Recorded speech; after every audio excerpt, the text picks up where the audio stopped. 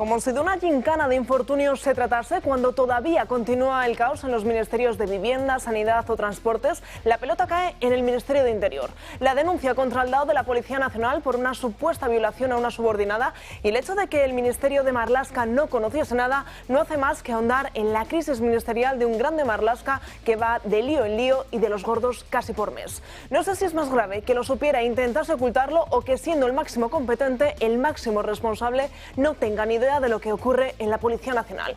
El ministro vuelve a poner su cargo a disposición de la víctima como si poca presión tuviera ya encima, como para ahora también tener que decidir sobre el futuro del ministro. Una víctima que, por cierto, no utilizó los mecanismos internos del sistema por miedo a tener represalias. Una más. Lo que Marlaska no sabe o no quiere entender es que su dimisión está más que justificada con su inacción en temas de gran calado que dependen directamente de él.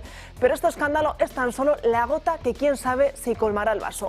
Marlaska es el ministro más reprobado y el que peor calificación tiene. El ministro de Interior ya tiene en su historial la cesión de fronteras a Cataluña, la crisis de Melilla, la desmantelación de la unidad contra el narcotráfico, la muerte de los 2 guardias civiles en Barbate, la destitución de Pérez de los Cobos, el enfado de la Policía Nacional, también el de la Guardia Civil y un largo etcétera que parece no contar para el ministro y su más que justificada dimisión. De nuevo, desde el Gobierno vuelven a señalar la supuesta ejemplaridad de la postura adquirida por un ministro tras el caos, pero no se dan cuenta que igual el ejemplo lo tienen que dar para evitar cada uno de estos escándalos, que son ministros para prevenir y no para justificar. De nada sirve las explicaciones de Puentes, en la tragedia de Amuz se pudo evitar con una mayor inversión. De nada sirve la justificación de Ana Redondo si las pulseras antimaltrato continúan sin funcionar y las mujeres siguen estando desprotegidas. De nada sirve que la ministra de Sanidad sea médico cuando tiene a los sanitarios desprotegidos, con un estatuto marco que no le representa. Y de nada sirve que Marlaska diga que no conocía la situación cuando uno de sus manos derechas supuestamente ha violado y abusado de una subordinada.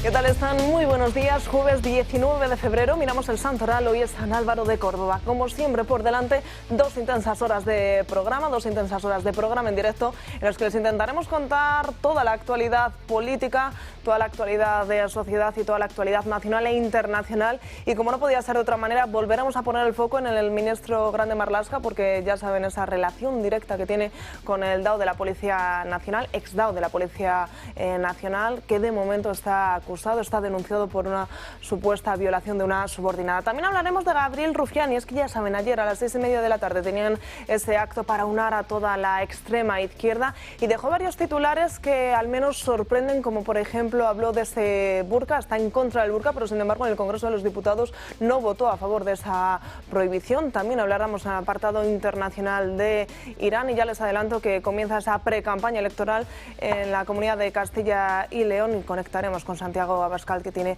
una cita prevista para hoy. Antes de andar en todos estos temas, también tenemos ese apartado económico, pero toca presentar a las personas que me acompañan hoy aquí conmigo y como siempre está Josep María Francas. ¿Qué tal? Muy buenos días. Bueno, pues de jueves.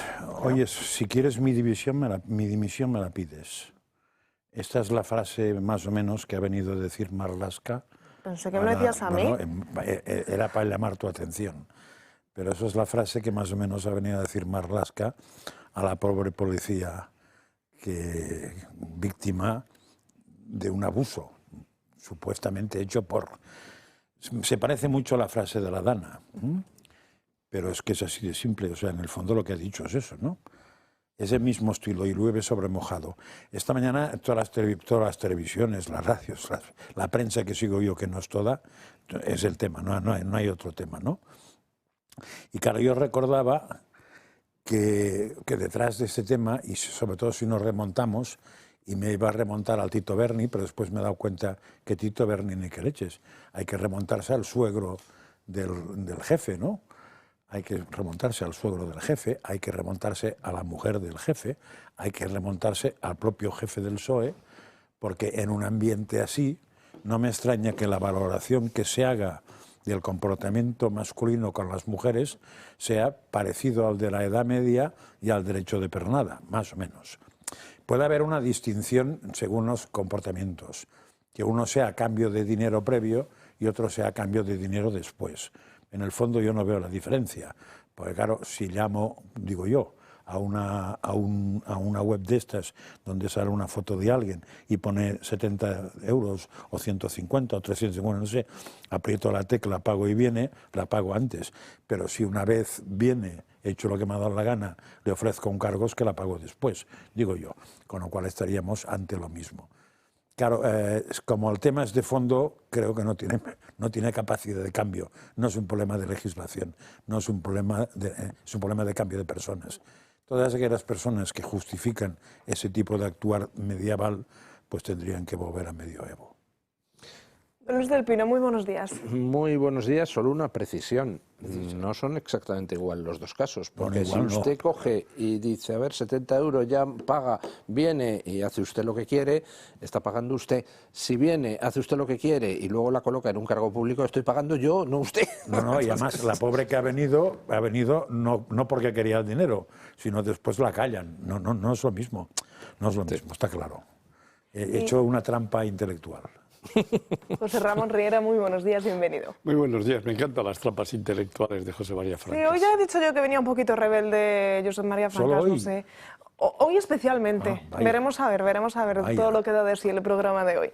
Comenzamos hablando de la factura de la luz, porque si ya han recibido ese primer recibo del 2026, habrán dado cuenta que todavía ha subido un poquito más el recibo de la luz. La factura llega con sorpresa por el refuerzo del sistema, a pesar de las últimas lluvias y de que el viento debería haber rebajada con más contundencia. Sin embargo, desde principios de año hay que pagar un extra para evitar que haya un nuevo apagón como el que ocurrió el pasado 28 de abril. El incremento de esos costes regulados del recibo se ha duplicado prácticamente en estos últimos 365 días, casi como si fuese un impuesto en la sombra. Los servicios de ajuste, como así se denominan técnicamente, han pasado de los 0,017 euros el kilovatio en febrero de 2025 a 0,029, y ojo, porque este dato se ha podido incluso ascender hasta los 0,035. Prácticamente en un mes, en un año, se ha duplicado, y ha habido momentos en los que ha llegado incluso a los 0,35. Un nuevo gasto, un nuevo importe, un nuevo coste que tenemos que hacer frente en nuestra factura de la luz. Pero si no es culpa mía que hubiera el apagón, ¿para qué puñeta tengo que pagar yo que no haya otro apagón? O sea, todo el mundo menos el gobierno sabe de quién puñeta es culpa que hubiera un apagón, que es de la manía ideológica de un personaje intelectualmente aplacable, que se llama Pedro Sánchez y sus muchachos. Ahí no ha pagado nadie nada. Curiosamente hubo muertos, nadie se acuerda, con lo cual si por cierto, aquí está una persona que insiste bastante por las mañanas, Luis del Pino, en que el Tribunal Supremo tiene paradito alguna denuncia sobre este tema que no se mueve ni se inmuta. Pero está claro que si hay unos culpables de que eso pase, y si esos culpables no tuvieran esta manía, eso no pasaría, ¿por qué coño tengo que pagar yo la gilipollez de esta panda de tíos? ¿Quién digo yo? Dices tú, dice él, dice ellos y dice los que nos están viendo. ¿Quién coño tenemos que pagar las gilipolleces de esta gente? ¿Luis del Pino, por alusiones? Así es, en total las renovables nos han costado unos 125.000 millones de euros en subvenciones desde que las puso en marcha Zapatero en el año 2005, en formas de promoción, en facturas. Ha habido gente que se ha forrado de una manera brutal. Ahora estamos viendo en el penúltimo escándalo del Partido Socialista, cómo el adjunto a la Secretaría de Organización tenía una trama de empresas en el extranjero para no pagar a Hacienda, y además pues tenía inversiones en 10 empresas dedicadas al sector renovable. Nos han estado estafando para hacerse de oro, y efectivamente yo tampoco lo entiendo. Resulta que hay un apagón por culpa de que Sánchez quería ponerse la medalla de soy el más verde de los verdes y la red es todo renovable, y entonces ahora, como eso no ha colado, nos castigan poniéndonos ahí un plus en la factura de la luz. Dice, canallas, no me habéis dejado, pues toma, ala. Yo tampoco lo entiendo. Vamos con una buena noticia. ¿También quieres hablar, Riera? Sí, no, simplemente decir una cosa. Es que es lo lógico. Vamos a ver, para que no se vuelva a pagar, hay que pagar. No sé por qué os preocupáis de este tema. Es que es lo lógico, no entendéis a Pedro Sánchez, ni a Red Eléctrica, ni todo lo que lleva detrás. Para que no se vuelva a pagar, hay que meter ciclo combinado, hay que emitir CO2, hay que meter todo lo que sea para que no se vuelva a pagar. Ojito. Y hay veces que hasta se corren riesgos. Pero si antes no se apagaba. No, claro, antes no se apagaba. Si dejaran el mix de antes, no se apagaba. Ya. Con lo cual, ¿por qué coño hay que pagar pero ahora? Es que no lo entendéis, es que sí que entiendo, yo entiendo que estamos gobernados por unos enfermos que la única solución que tienen es que acaben en la cárcel. Y yo cogeré un cabreo de campeonato, el peor cabreo que tengo en mi vida, y llevo muchos, porque me corrí los Forrenta también, cogeré un cabreo de mi vida si cuando haya cambio de gobierno esta panda de tíos no acaban sentados delante de un juez. Y entonces el cabreo será no contra ellos solo, sino contra los que manden, que no sean capaces de limpiar José eso. María, aquí hay un papelito que dice ironía. No, en esto no es ironía, yo sí. He hecho ironía. No, sí estoy totalmente de acuerdo contigo, pero lo que es una auténtica barbaridad. Que no es ironía, ya lo sé, eres un ser normal. Ya vale de que nos tomen el pelo, ya vale. Y encima, que lo tengamos que pagar. Sí, claro. O sea, nos toman el pelo y encima... También es verdad que lo pagaríamos igual, porque si no sería por aquí, sería por allí. O sea, a esos tíos les hemos pagado tantas cosas, me gustaría saber si hay alguna que no hayamos pagado. Sí, pero luego más llega el INE, es decir, y cambian los métodos de ponderación, y encima se parece que es que le han bajado los precios en el mes de enero. Claro, la inflación ha bajado todo. Sí, claro. O no ha subido, al menos tanto. Sí, pero tú contaste que eso es tan fácil como ponderar distinto una cosa que otra y baja y sube lo que convenga. Lo que convenga. Qué bonito es la vida. Venga, os voy a dar una buena noticia, a ver si esta os gusta mucho más, y es que el pasado 2025 los nacimientos aumentaron por primera vez en los últimos 10 años. En 2025 se registraron en España 321.164 nacimientos, lo que supone un incremento del 1% respecto a 2024, con 3.159 nacimientos más. Se trata del primer aumento tras una década marcada por una tendencia continuada a la baja. En paralelo, continúa el retraso en la edad de la maternidad. Si en 2015 el 7,8% de los nacimientos correspondían a madres de 40 años o más, en 2025 ese porcentaje ha ascendido hasta el 10%, es decir, 3 puntos más. Eso sí, durante el 2025 fallecieron en España 446.982 personas, un 2,5% más que el año anterior. Hemos tenido más nacimientos, pero también más fallecimientos. Y de gente más mayor. Y de gente, cada vez la longevidad. Eso no, la maternidad. Ah, la maternidad. Eso no es bueno, ¿eh? ¿Me vas a dar la vuelta a la buena noticia de que hemos tenido? Sí, pero que eso que lo sepa la gente, o sea, que se sea madre y padre más tarde no es bueno. Probablemente lo malo, yo cuando me dedicaba a eso, que hace muchos años, el problema no era la edad de la madre, el problema era la suma de edades, ¿no? La edad del padre y la edad de la madre sumadas, cuanto más altas eran, más capacidad de que hubiera problemas en el tema del parto y sobre todo en el niño o barra niña. Lo digo por esto. O barra niñe. A mí lo que más me ha gustado... Esto ya polémica no tenía entrada. Lo que más me ha gustado, José María, es que ahora ya no se dedica a eso. No. Cuando antes se dedicaba a eso. Cuando daba clase de esas cosas. Ahora ya no, yo pensaba que tenía otra cosa, de fabricar niños. No. Cuando daba clase... Yo daba clase una asignatura que tenía que ver directamente con todo esto. Hoy estoy irónica. Ahora ya he perdido la comba y realmente esas cosas avanzan mucho. No creo que contradigan lo que se sabía. En todo caso, lo habrán mejorado. De la misma manera que antes se creía que para las mujeres a partir de 40 años eran un problema para tener hijos, por cómo salían los hijos, y después se vio que no era eso, que era la suma de padre y madre. Entonces, no sé si ahora también han visto que está importante la suma del abuelo, no sé, creo que no. ¿No te ha gustado la buena noticia? Eso es ironía, sí. Ah, vale, han nacido más bebés en 2025, un 1% no es hombre. para tirar cohetes. Bueno, pero por lo menos ya no estamos con datos negativos. Todo lo que sea, supongo que eso se debe a la política positiva del Gobierno y del Ministerio de Igualdad. Seguramente sea por eso. Eso también es ironía. Vamos con mala noticia, es que continúa la huelga de los médicos en nuestro país. Ya saben, es la cuarta huelga que han celebrado en apenas un año y llevan desde el martes con esta serie de parones. En una de esas concentraciones ha estado Adolfo Albistur, ya saben, el promotor de Protege tu Vida, y ha podido hablar directamente con los médicos. Esto le decía. Estamos protestando por un poco por el fin de las guardias de 24 horas porque, como muy bien dice mi pancarta, a las 4 de la mañana no estás igual para operar a alguien, ni menos para salvar una vida. Que queremos los mismos derechos que los trabajadores que trabajan de noche en España y las mismas condiciones de descanso que el resto de los trabajadores.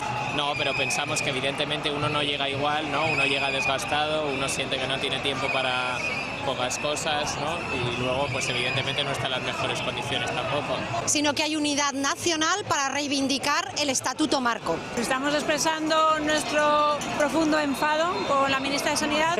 Lo más importante es poder negociar nosotros nuestras propias condiciones. Que nosotros seamos un trabajador más y que no tengamos que tener por obligación 45 horas semanales, que cuando en este país se está rebajando el horario del trabajo a 35 horas.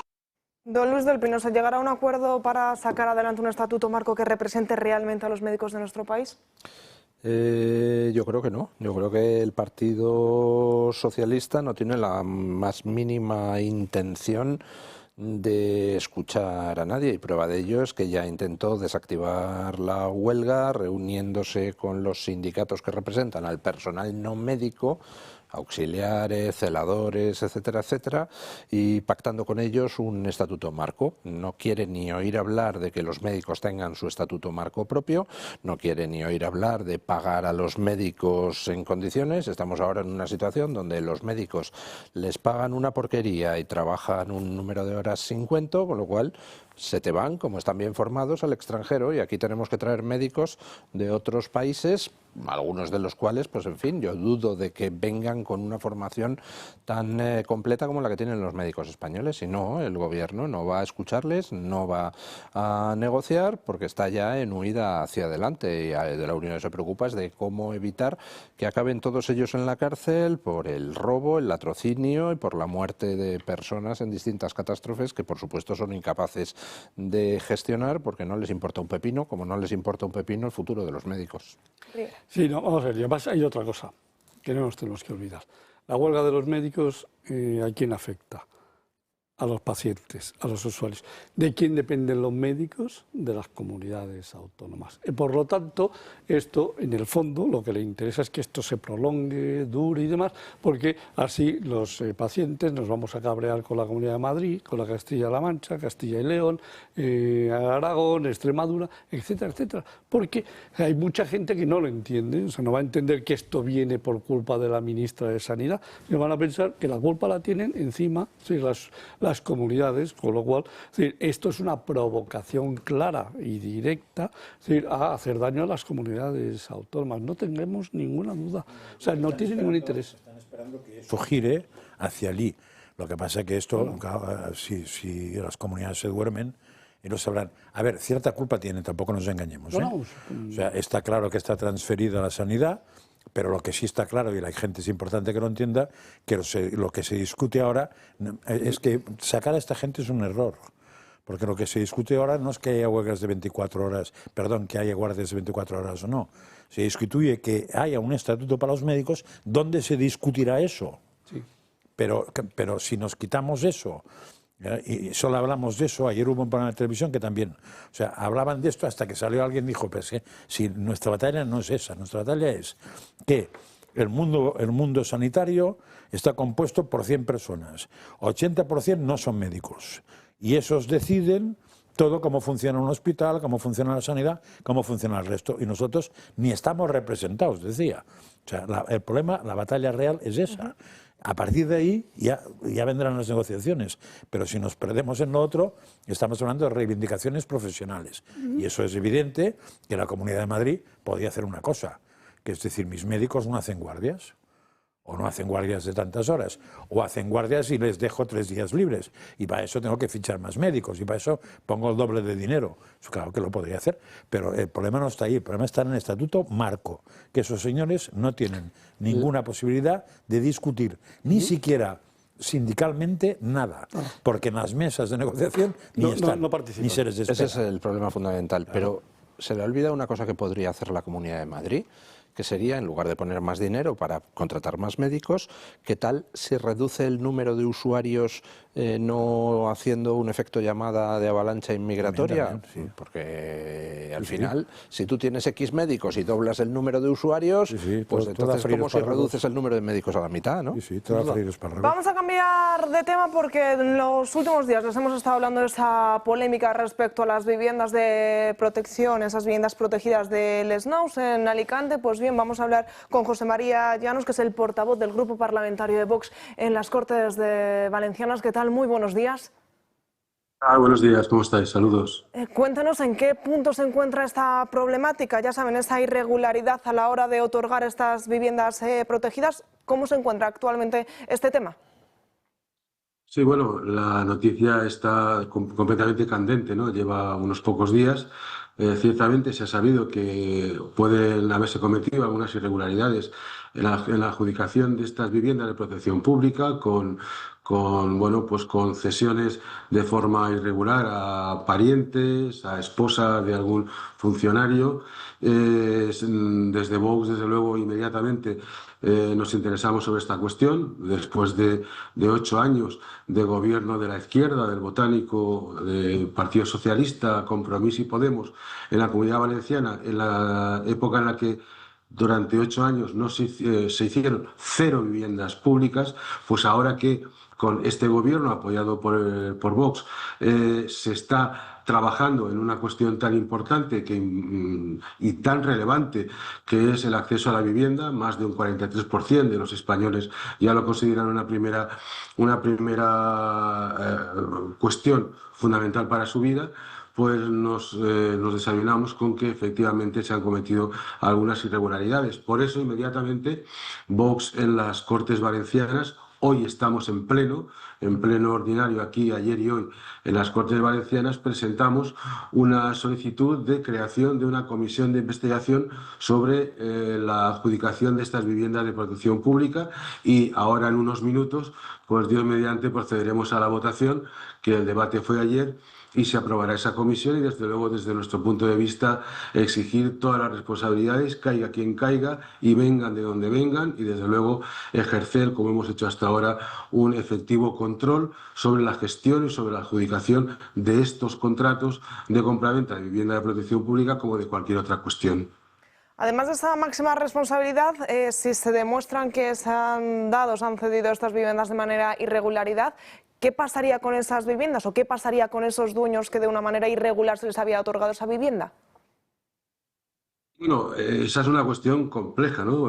Si realmente no se han respetado lo que son las bases para la concesión de esas viviendas, para la adjudicación de esas viviendas, desde luego habría un vicio de nulidad del propio contrato y tendría que revertirse esa compraventa, ¿no? En todo caso, lo que nosotros exigimos y lo que podemos hacer a nivel de la responsabilidad política es dirimir las responsabilidades aquí en una comisión de investigación. Luego serán los tribunales los que puedan actuar en su caso, ¿no? Nos dice el Partido Popular, del señor Barcala, que gobierna en Alicante, pues que al fin y al cabo parece que esas adjudicaciones irregulares las hizo un funcionario colocado a dedo por el grupo parlamentario, por el partido Compromís, pero en todo caso se trata de un funcionario que lleva ya más de 3 años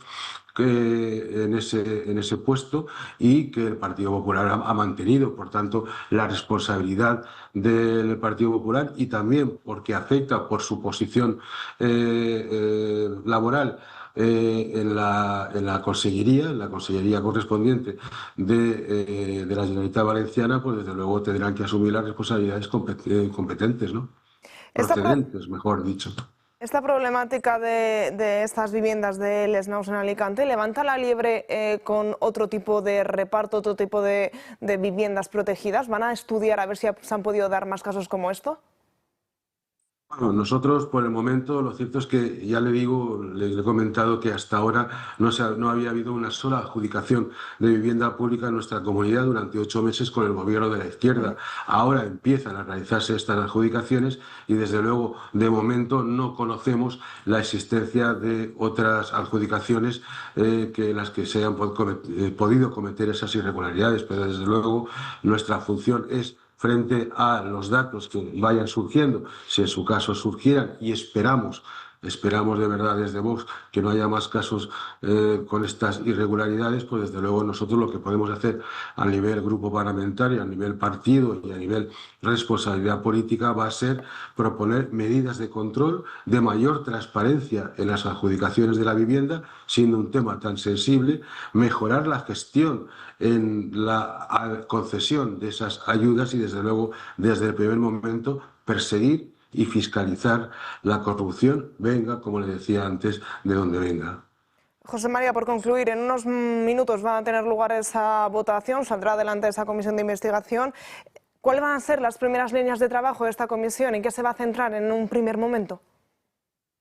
Bueno, hay que seguir el reglamento, ¿no? Y según el reglamento, pues bueno, se constituirá una mesa de la comisión, y la mesa de la comisión elaborará un plan de trabajo que luego pasará a los grupos parlamentarios para que hagan las aportaciones que consideren necesarias. Ese plan de trabajo se aprobará en una primera reunión de la comisión de investigación creada y a partir de entonces caminaremos. Como le digo, centramos el análisis de esta comisión en estos casos que conocemos de supuestas irregularidades y desde luego siempre, desde Vox, siempre mantenemos una postura de no cerrar, de no establecer la exhaustividad en las comisiones sobre temas concretos, y podrá estar ampliada en la medida que puedan surgir nuevos datos o nuevas situaciones de irregularidad que haya que perseguir políticamente.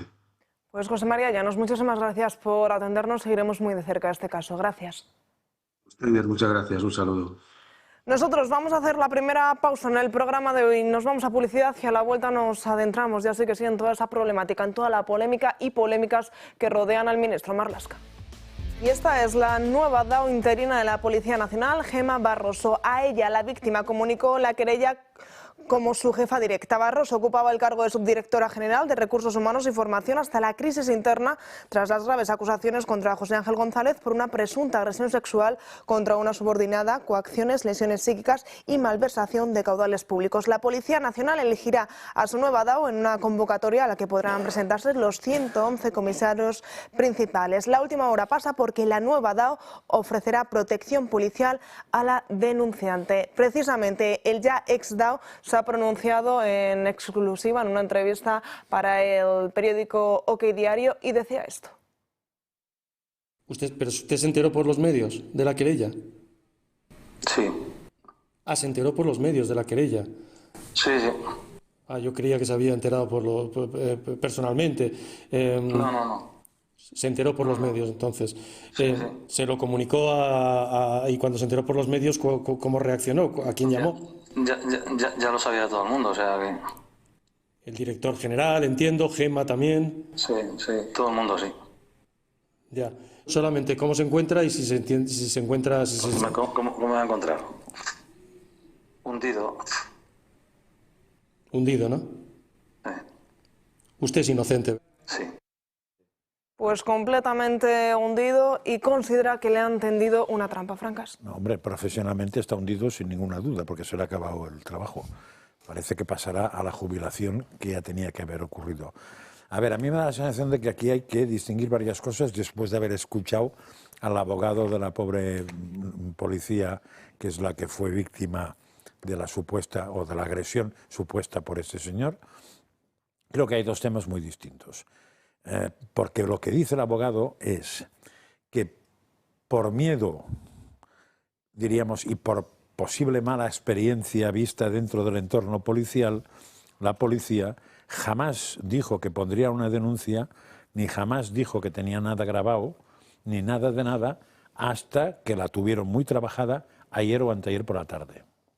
Con lo cual sería lógico entender que la denuncia no la podía saber nadie porque era súper secreta, porque tenían claro, tanto ella como el abogado, que como se supiera, sería machacada para que no la presentara, para que la echara para atrás y tal. Eso es un tema.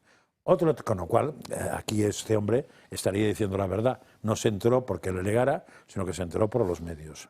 Es probable que sea verdad eso. Pero otro asunto distinto, que es lo que está saliendo ahí en la prensa, que es que en la biografía de este personaje le llaman el de la bragueta, el que no se sube la bragueta. O sea, quiere decir que su afición por el tema, diríamos, ¿cómo se podría decir esto?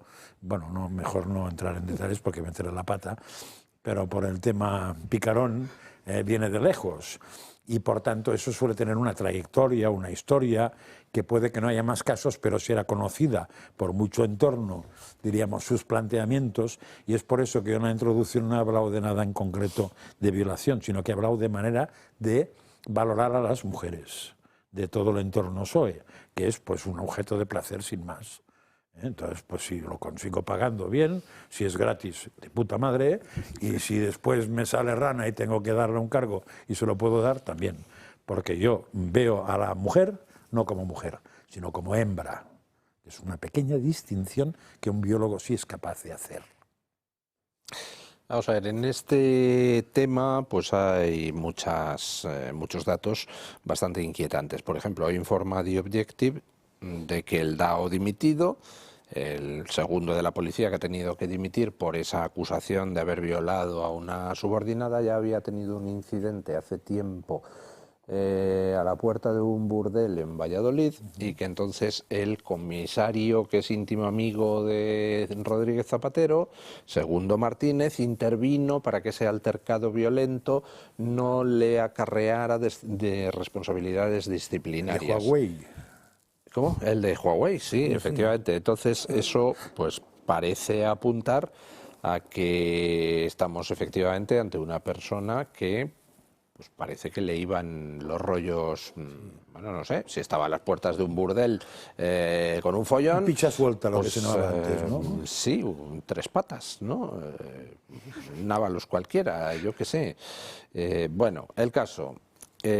A mí hay muchas cosas que me llaman la atención. Primero, tenía que ser ya conocido en el cuerpo el asunto de aquel follón en el burdel en Valladolid, y tenía que ser conocido en el cuerpo y en el Partido Socialista cómo se había tapado ese tema.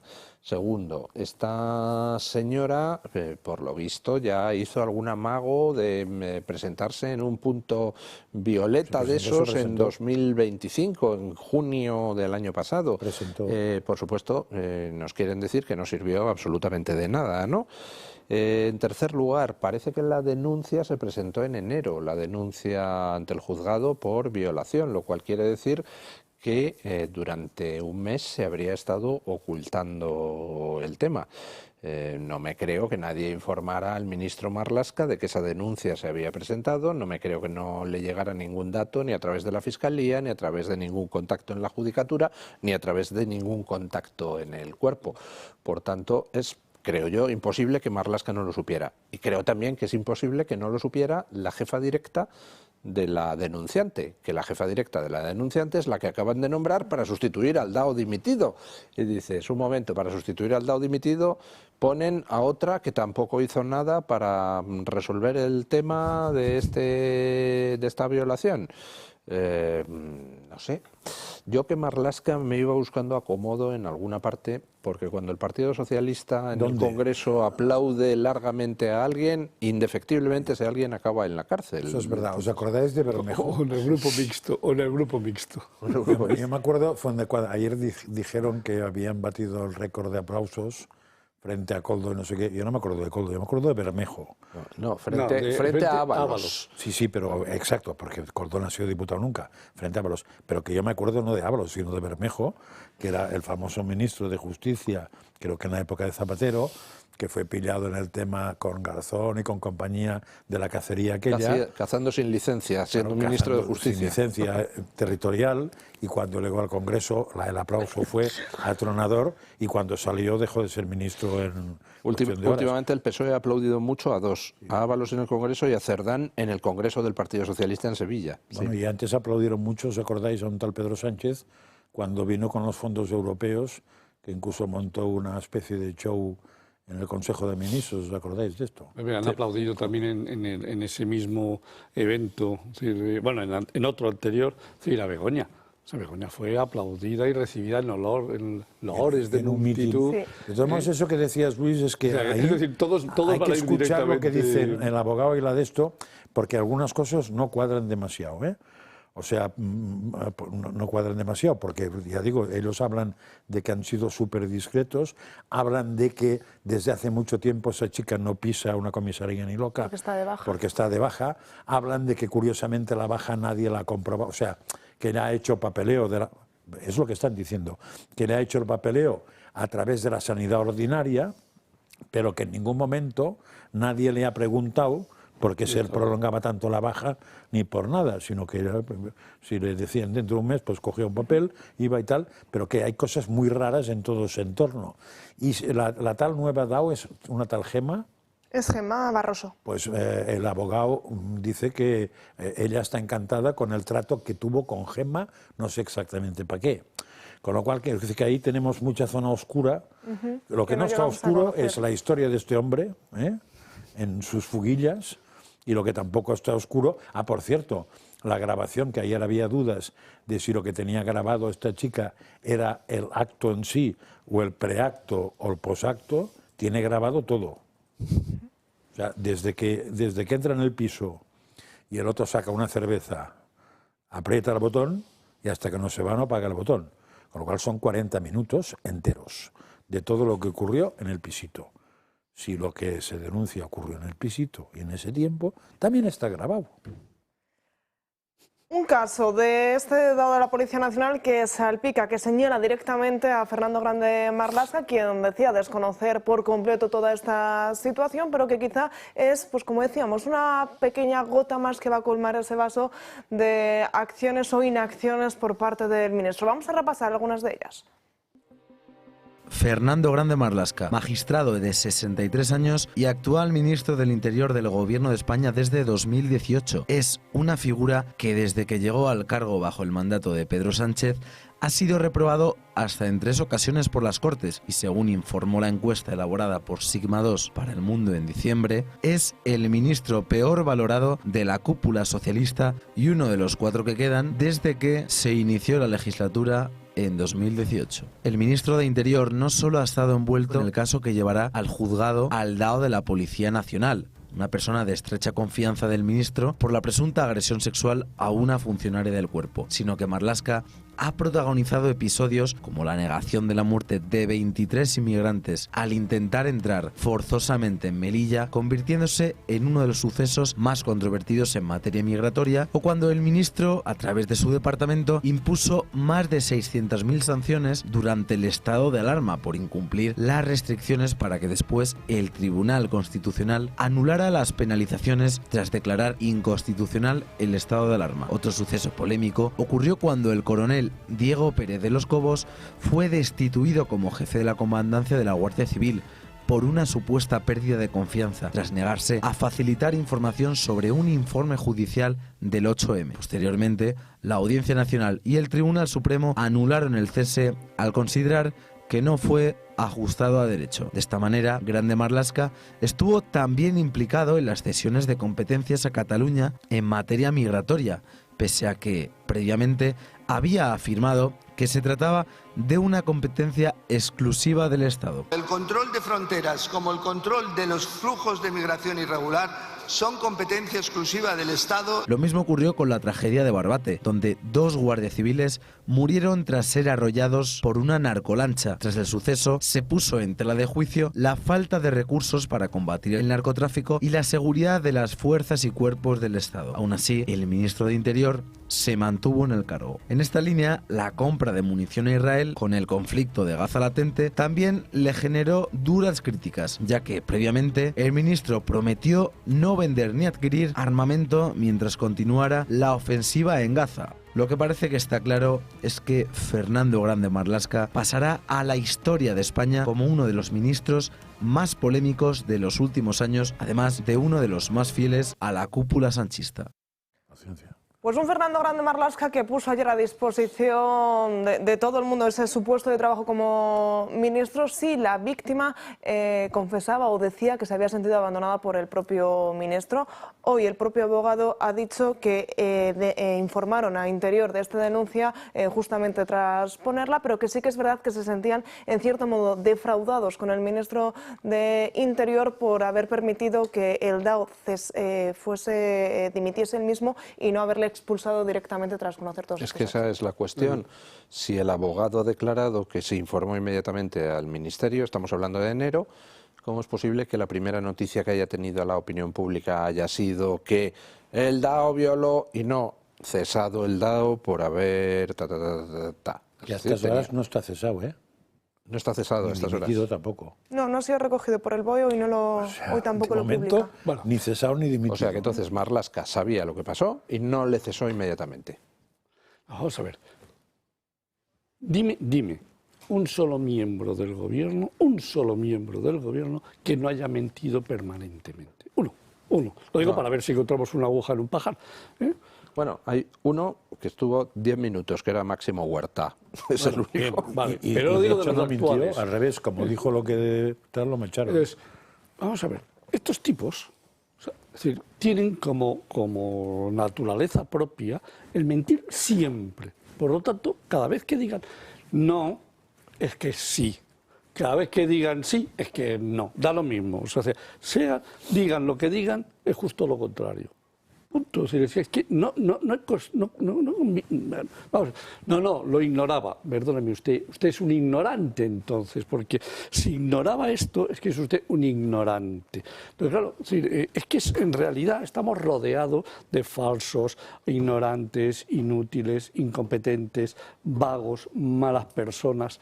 Sigo con epítetos, es decir... Yo creo que has cubierto casi toda una esfera del carácter. Y además, tramposos. En este caso... A partir de aquí, bueno, pues nada, pues sigamos discutiendo sobre el tema.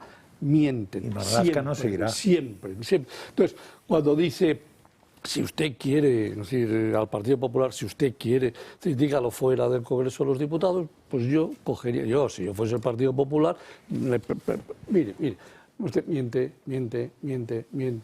¿Y por qué ahora me va a decir usted la verdad? Usted ha mentido en todo, absolutamente en todo. Con el tema Pérez de los Cobos mintió, con el tema de Barbate mintió, con el tema del equipamiento de los policías, está mintiendo. O sea, hace una referencia a todo. Entonces, ¿por qué esta vez, solo esta vez, iba a ser verdad lo que usted dice? Por un milagro, quizá. Vale, entonces...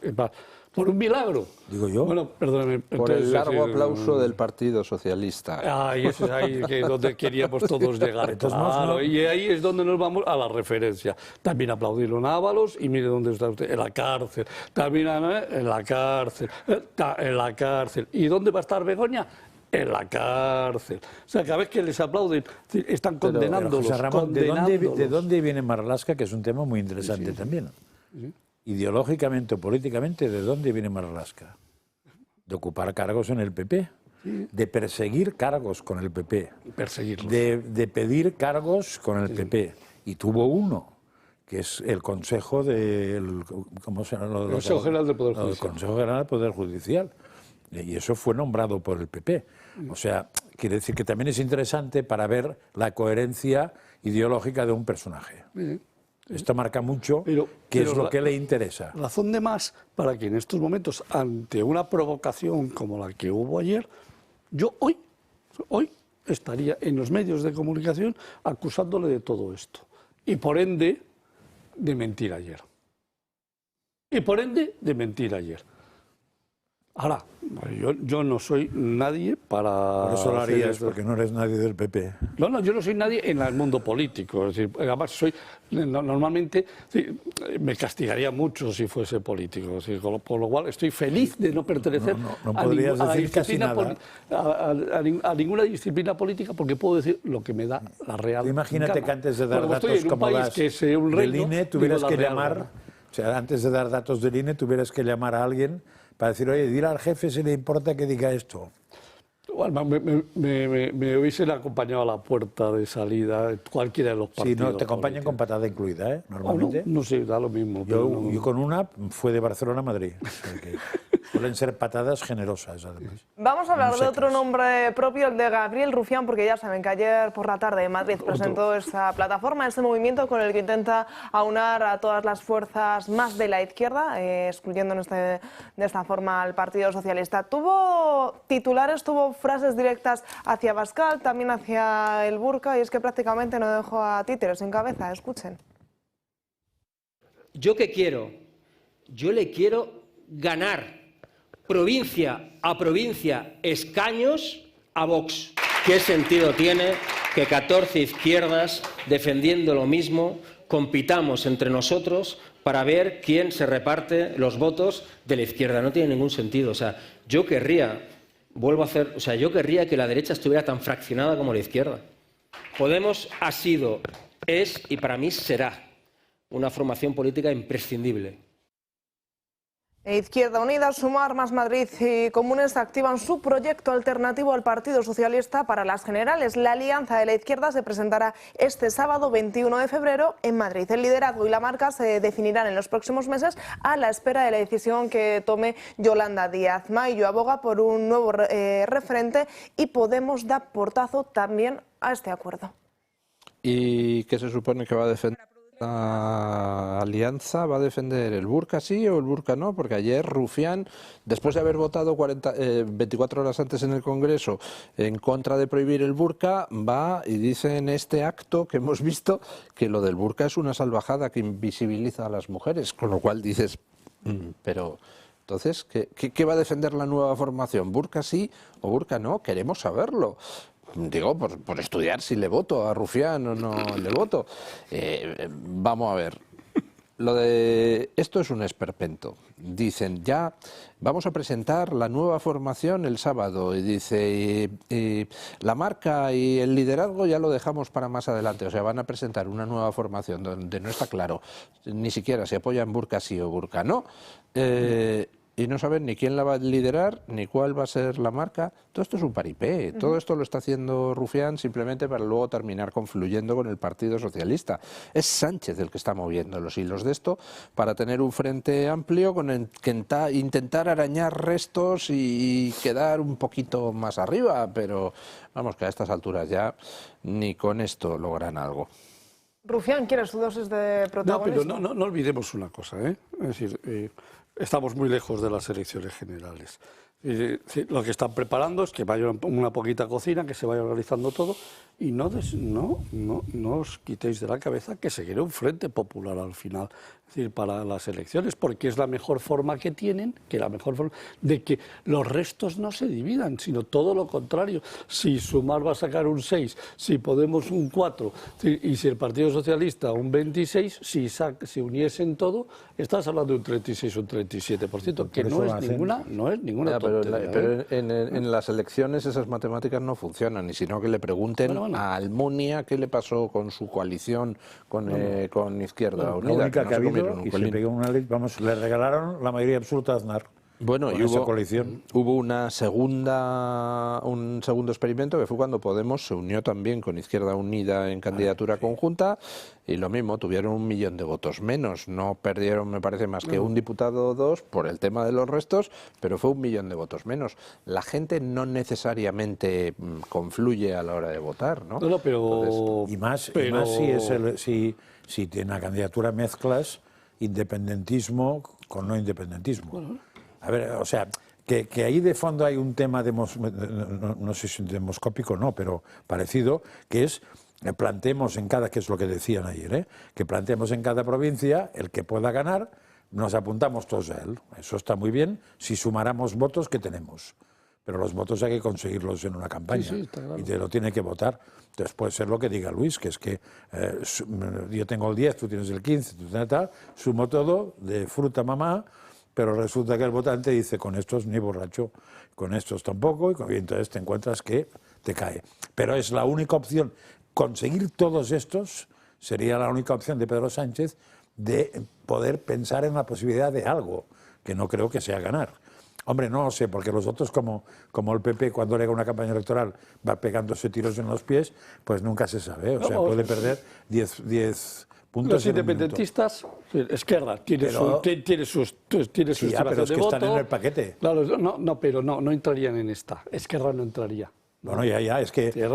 Junts no entraría en este tema. PNV no entraría. Solo faltaría que fuera a una coalición de izquierdas. Bildu no entraría. Es decir, los grandes que mantienen... Ni el BNG tampoco, ya han dicho, claro. Entonces, ni tampoco entraría Compromís, porque son extrema... lo que entraría es, al final, sumar... Podemos ha dicho que ni hablar. De hecho, Isa Serra ha arremetido contra Rufián a cuenta de lo del burka y tal. Pero en el último minuto, si ven que las cosas no les salen, tienen tiempo para lo que sí es verdad, listas, que eso, si os acordáis, aquí lo contaban siempre, es que Sánchez lo que quiere no es liderar el PSOE, quiere liderar el entorno de izquierda. Sí. Pero con el sistema no de agruparlo antes, que yo creo que no se ve capaz, sino agruparlo después. Pero piénsate otra cosa. Tú mañana es imposible. Puedes presentar una lista en la que la MEMA, la MEMA, ¿no? La MEMA vaya la quinta en la lista, el otro no sé qué, vayan intercalados en la lista porque tienen tirón de voto. Entonces, si la médica y madre, pues va a hacer campaña a favor de esa lista única. Sí. Y lo mismo, pues la Yolanda, si lo decidiese, suponiendo que tenga tirón en Galicia, lo intentaría pues en Pontevedra o en La Coruña o donde sea. Y si vas haciendo listas en cada una de las provincias, incluyendo a personajes de la izquierda que incluyes en tu lista, lo mismo atraes. Sí, el PSOE con su lista va a sacar lo que sea en esa provincia, y si metes a dos de Sumar o de Izquierda Unida que tienen su tironcillo... Pero entonces vacías Sumar e Izquierda Unida, ¿eh? Sí, claro, evidentemente. Pero salvas es un pequeño problema. Salvas el pompis a mucha gente. Por cierto, porque termina, mucha no tanto, porque más de las que sacarías el problema de esas listas es, si tú haces la lista con el PSOE, se supone que el PSOE por provincia más o menos sabe lo que saca. Claro. Con lo cual puedes colarte. Pero el PSOE, según qué provincias, de Sumar no puede poner a nadie, porque si pone a alguien se queda solo. Vale, pero es que pero lo que les interesa es ir sacando restos. Ya, pero a los que van a entrar no que no les interesa. O sea, a la Yolandita o a la Mónica García le interesa ser diputada, ¿eh? Claro, no será tonta el bote que pone el nombre en una lista para que voten a otros. Con lo cual te exigen que yo voy, ¿qué provincia? Yo voy como muy de 3. Pero bueno, ¿sabes? en Madrid... Y la otra dice, si esta va de 3... La misma está en Madrid, o sea, con lo cual... Y la otra también. Es decir, irá en la lista, en la posición 5 y en la 7 que sale. No has hecho nunca listas, ¿no? No, ni tontas. Pues es alucinante. Ni tontas tampoco he hecho. Es alucinante. Yo lo que puedes empezar la mañana siendo el 2, acabar la tarde siendo el 27, al día siguiente ya no estás, después han matado al 1, o sea, es alucinante. Por eso ni listas ni tontas. ¿Alguien sabe, de cara a estas confluencias de izquierda, porque me preocupa que se unan todas las sensibilidades, ¿dónde está Monedero, que está desaparecido desde que detuvieron a Maduro? ¿Alguien sabe qué es de Monedero últimamente? No. Pues algo tendrá que decir de una parte de la izquierda, la más bolivariana, venezolana. Nos podría aportar su experiencia de la visita del helicoide y tal. Sí. Si necesitan a alguien así para el ala siniestra de la nueva confluencia, pues que mejor. Haga conferencias en el helicoide, ¿no? Sobre derechos humanos. Sí. No sé exactamente, o no sé qué debía dar, o sobre comer 3 bocadillos. Uno de los bocadillos era el rejón. La imagen esa del Titanic hundiéndose mientras la orquesta sigue tocando y tal, yo es que creo que no se dan cuenta todos estos con sus chorradas del Rufián ayer diciendo lo de las confluencias y que si Burka sí, que si Burka no. No se dan cuenta todos estos de que alrededor fuera del barco español están pasando muchísimas cosas. En estos momentos la extrema izquierda francesa pues muy probablemente se vea hundida para los restos a raíz de lo del asesinato del joven católico a golpes por parte de, entre otros, de 2 asistentes parlamentarios de un diputado de la extrema izquierda. En Estados Unidos Trump está haciendo una auténtica revolución. En Europa, pues posiblemente la Unión Europea en su configuración actual colapse en poco tiempo. Y los tontos estos discutiendo si se unen los de Podemos con los de Sumar, con los de Izquierda Unida y con los de RC. Vamos, los más listos del barrio, todos ellos. Sí, hoy han entrevistado a Junqueras en una tele, no sé si lo habéis visto. Ha sido, por ejemplo, de burka ha dicho lo mismo que Rufián.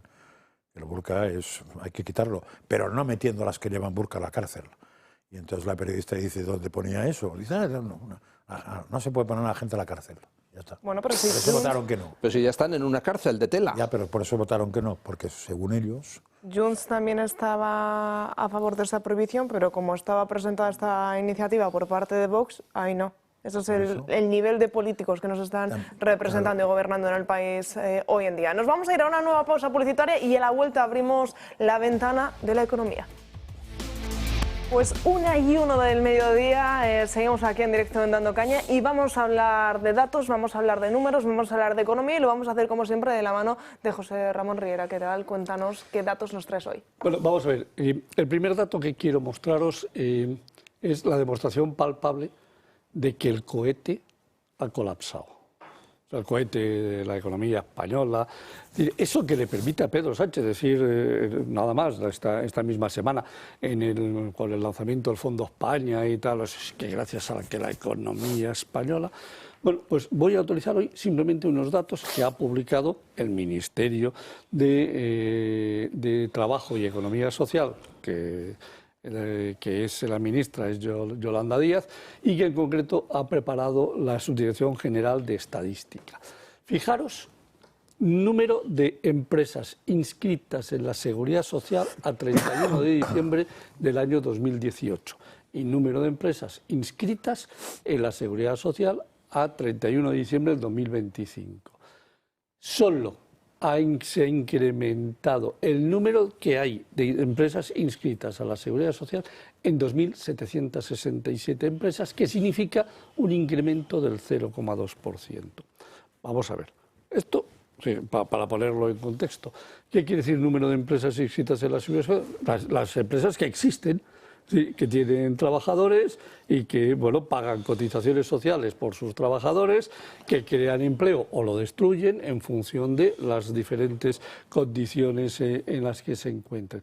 ¿Cómo es posible que solo en 7 años hayamos crecido en 2.767 empresas que cotizan más a la Seguridad Social de las que cotizaban el 31 de diciembre del 2028? Y si cogemos y dividimos esto por 7 años y 365 días, quiere decir que estamos creando una empresa al día. Puede ser, no lo justifico, con la crisis, con el coronavirus, que se cerrasen muchas empresas. Evidentemente. Claro que se cerraron 44.000 empresas en el 2020, pero luego empezaron también a abrirse y además desde que pasó la pandemia, es decir, vino una recuperación en el 2021 de un crecimiento espectacular, según el INE, y en el 2022 no solamente habíamos recuperado, sino que ya habíamos superado al 2019. Ya lo habíamos superado. Y luego tenemos el 23, que fue alucinante en crecimiento, el 24, que crecimos un 3,5% el Producto Interior Bruto, y en el 2025, que ha crecido un 2,6%. Es decir, no olvidemos que Pedro Sánchez dice cada vez que tiene una patata delante, que España, en lo que va absolutamente de maravilla, es precisamente en economía. Es decir, que crecemos más que nada. Miren ustedes, solamente un 0,2 en empresas. Vamos a ver, ¿cómo es posible? Os doy un dato también para que lo tengamos. Solo dato oficial, 2024, solo 2024, Irlanda, 25.000 empresas. Irlanda, 25.000 empresas. Nosotros en 7 años, 2.767. Ese es el problema. Es decir, ¿por qué tenemos dificultades económicas? ¿Por qué realmente tienen que decirnos que hay 2.133.000 ocultos? Es decir, no parados que trabajan 0 horas. Esto lo explicamos el otro día. Es decir, bueno, pues ahí está. Esta es una de las realidades que tenemos. Es decir, claro, cuando tú tocas las estadísticas en determinados entornos, pero hay otras que no puedes tocar, porque claro, es decir, la podría haber falsificado también, ¿eh? O sea, a lo mejor a partir de ahora, es decir, se inventan datos después de escuchar esto y cuando lo vean, pues lo mismo empiezan también a inventarse. A registrar empresas y cosas así. Claro, efectivamente. Pero la realidad es que esta estadística parece que no está tocada porque no se han dado cuenta, no se la miran, o sea, no les da tiempo a mirarse todo. Ellos van a los números gordos, a los gruesos. Claro, PIB, paro. O sea, bueno, 2.410.000 parados solo. No, oiga, no, mire usted que casi tiene 4.200.000. Pero claro, como está todo medio oculto por entramados, bueno, pues resulta que ahí está. Ese es el dato que ellos quieren ocultar. Y no se han molestado en mirarlo, no se han molestado y por lo tanto es decir, crecemos un 0,2%. Pero ahora voy a dar otro dato, ¿verdad? Es decir, tenemos el otro segundo dato preparado. Vamos a ver, otro dato que es clave, concursos de acreedores. ¿Cómo está en estos momentos nuestro país en concursos de acreedores? Y aquí, para que no me diga Natalia, es decir, que, hombre, es que en la pandemia fue muy duro. He cogido los datos desde el 2023 para que ya estábamos en fase de salir, bueno, total recuperación. Fijaros, 2023 tuvimos 35.000 concursos, 34.933 concursos de acreedores. Los datos proceden de los registradores de España, que desde el año 2021 llevan la responsabilidad de producir esta información y esta estadística. Son los que registran cuando entra un concurso en el mercantil, son los que reciben los datos para tenerlos registrados. 2024. Anda, con un crecimiento del 3,5% del Producto Interior Bruto, se nos van los concursos a 41.100. Crecer un 17,7%. Pero fijaros lo que pasa en el cierre del 2025. 57.000, casi 700 concursos de acreedores, un 40% más. Vamos a ver, ¿cómo es posible que más que en el 23? El 23, 35.000. No, digo el 40%. El incremento sobre el 24. Sobre el 24. Sí, si tú coges 34 sobre el 57 es bastante más del 40%. 57 sobre el 41 se crece en un 40%. ¿Vale? Entonces, sobre el 23 es todavía mayor el crecimiento. Entonces, ¿qué está pasando en nuestro país para que de pronto hayamos tenido casi 58.000 concursos de acreedores y si además fuésemos al dato del último trimestre, y resulta que en el último trimestre hemos batido todos los récords históricos en un solo trimestre, 17.800, casi 18.000 concursos de acreedores en el último trimestre. Tenemos un problema muy serio, muy preocupante, y es que, esto es lo que dicen los datos. Es decir, estamos destruyendo empresas, están cayendo las empresas como moscas en verano. Es decir, cuando además le echas en casa el flus, parece que le estamos dándole flus para matar a las moscas, es decir, en este caso, a nuestro tejido empresarial. Solo hemos creado netas 2.767 y en el año 2025 hemos quebrado 58.000 empresas. Bueno, pues que nos sigan contando las milongas que quieran con respecto a la economía. Es decir, de que crecerá el PIB, de que baja el paro, de que estamos en una situación de economía perfecta. Yo lo que hago aquí es simplemente trasladar la información que publican los medios oficiales. Y las cuento aquí porque creo que es muy importante que todo el mundo esté informado de lo que hay. ¿Y tienes previsión de cara a lo que puede seguir? ¿Cuál puede ser la tónica de cara a este año y el que viene? Vamos a ver, enero ya hay datos de número de empresas inscritas en la Seguridad Social. Con respecto a enero del año pasado hay un pequeño bajón, hay un pequeño decrecimiento. Fundamentalmente en el sector micro y pymes. Es decir, entre 1 9 trabajadores. Ahí ha habido una leche importante. Es decir, en el sector 50, de 10 a 49 más o menos se mantiene, y parece que hay un pequeño, es decir, mejor situación en las medianas y las grandes empresas. Las medianas y las grandes están aguantando mejor, las que no aguantan, es decir, las que no hay manera de que aguanten y donde se está produciendo un auténtico colapso es en las pequeñas y medianas empresas. ¿Por qué? Muy sencillo, los salarios mínimos interprofesionales. Esas subidas han dado directamente en la línea de flotación. El incremento de las cotizaciones sociales, el mecanismo de equidad intergeneracional y la subida de salarios se llevan un 30% más de cotizaciones. Como además hemos metido el mecanismo de equidad intergeneracional y ahí es otro impuesto adicional, pues están pagándolo, es decir, muy crudo. Y luego hay otro efecto colateral muy que no nos estamos dando cuenta, es el absentismo laboral. El absentismo laboral, cuando se produce dentro de una pyme, eso duele, eso les afecta directamente a su capacidad de subsistencia. Contó el presidente de la COE, no sé si es verdad, que eran 16.000 millones que le costaba al Estado y 16.000 millones que le costaba a la empresa privada. Vamos a ver, según un informe que ha emitido Cepime, que yo me lo he mirado, no en detalle, pero tiene una pinta de verdad muy profesional, es decir, son 33.000 millones de euros que hemos perdido, de los cuales mitad y mitad. El 50% vienen de la administración pública, el 50% del sector privado. Es anual. Anual, sí, hombre, es que 33.000 millones... con este gobierno es claro, es que supone el 2% del Producto Interior Bruto. El 2% del Producto Interior Bruto se ha perdido solo por incapacidad laboral temporal. Claro, 1.650.000 mensuales de media, es que es una auténtica barbaridad. Y claro, cuando eso te va a la micropyme y a la pyme, es decir, cuando tienes 3 trabajadores, perder el 33% de tu capacidad, pues es mucho, aunque tengas 9. Como pierdas 1, es que estás perdiendo el 10% de tu capacidad productiva. Entonces, claro, te está dando directa en la línea de flotación. Un pequeño comercio, es decir, con 3 trabajadores y el dueño. Es que estás perdiendo, que se queda el dueño y 2 trabajadores, para el 25% de tu capacidad. Y como se supone que no es que haya ninguna pandemia ahora mismo, pues se supone que la pandemia es mental. Bueno, o sea, de mucho morro. Lo que hay es... Bueno, evidentemente aquí hay un problema en la Administración General del Estado, en la Administración total del Estado.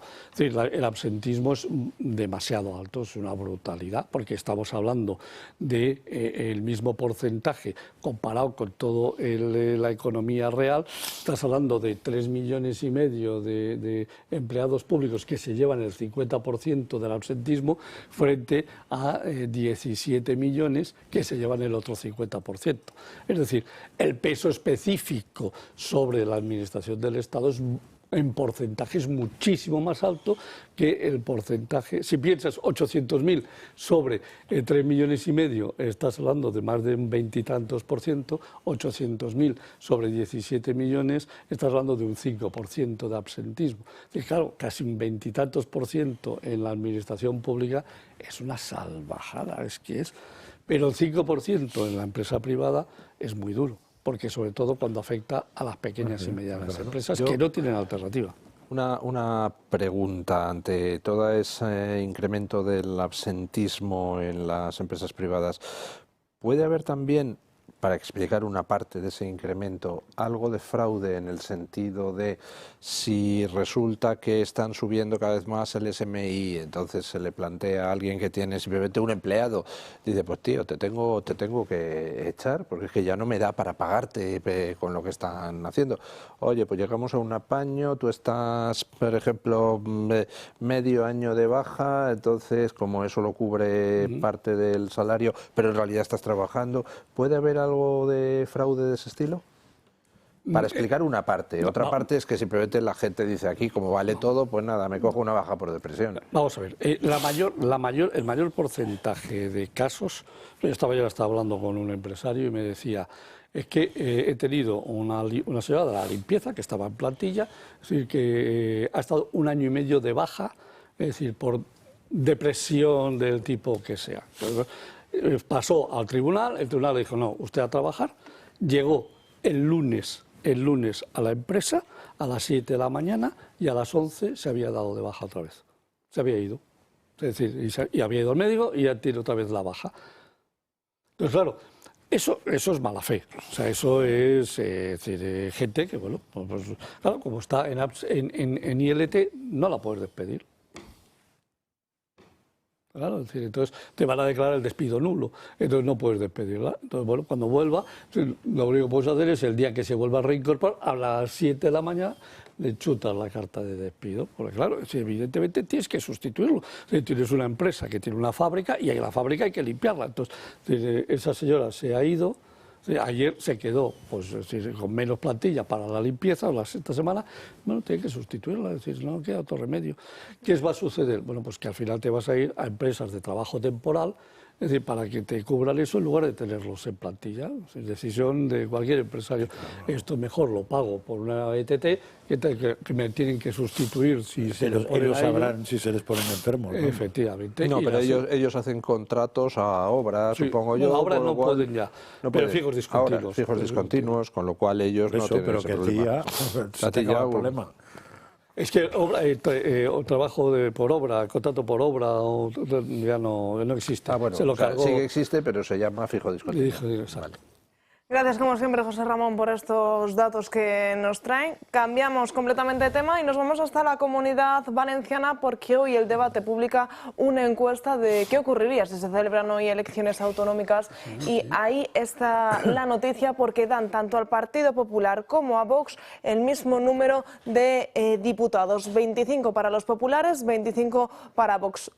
El Partido Socialista continuaría bajando y es que esos 31 diputados que actualmente tienen pasarían a 28 y también subida importante de Compromís que pasaría de los 16 actuales a los 21. Pero como decimos, la noticia está en que Vox igualaría esos 25 diputados del Partido Popular y también en esa bajada importante de los populares que pasarían de los 40 a los 25. ¿Contempláis, veis posible este escenario? Si el PSOE saca 28 escaños, pone ahí, le invito a usted a una cerveza, hombre, vamos, ni de palo, ni en sus sueños más húmedos. Vamos, es más, el PSOE va a quedar en Valencia por detrás de Compromís. Vamos, no tengo ni la más mínima duda. Sí, sería sorprendente. No sé, es muy chocante, sí. Que gane el PSOE.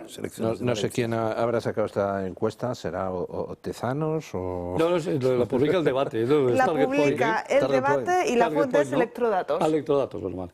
Es quien da esa información.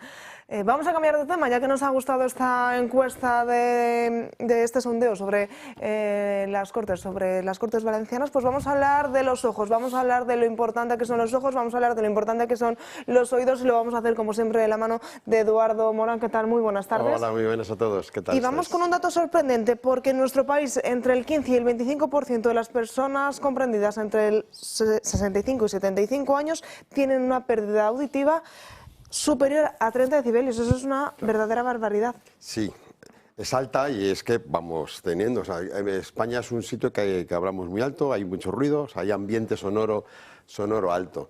Pero hoy yo creo que nos vamos a fijar más en los que conviven con una persona que hipoacúsicos, una persona que tiene audífonos.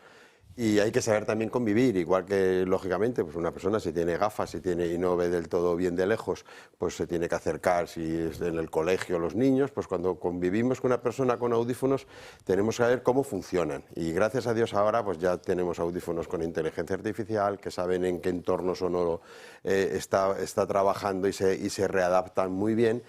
Pero sí que es verdad que necesitamos tenerlo. Pues igual que si aquí nos ponemos a hablar todos a la vez, los espectadores no lo entienden bien porque lógicamente la señal va de una forma digital, pues en los audífonos pasa lo mismo, ¿no? O sea, la persona que es hipoacúsica, que oye mal, cuando lleva el audífono, pues hay que intentar hablarle de frente, que es cuando el audífono, que es inteligente, como bien decimos muchas veces, potencia esas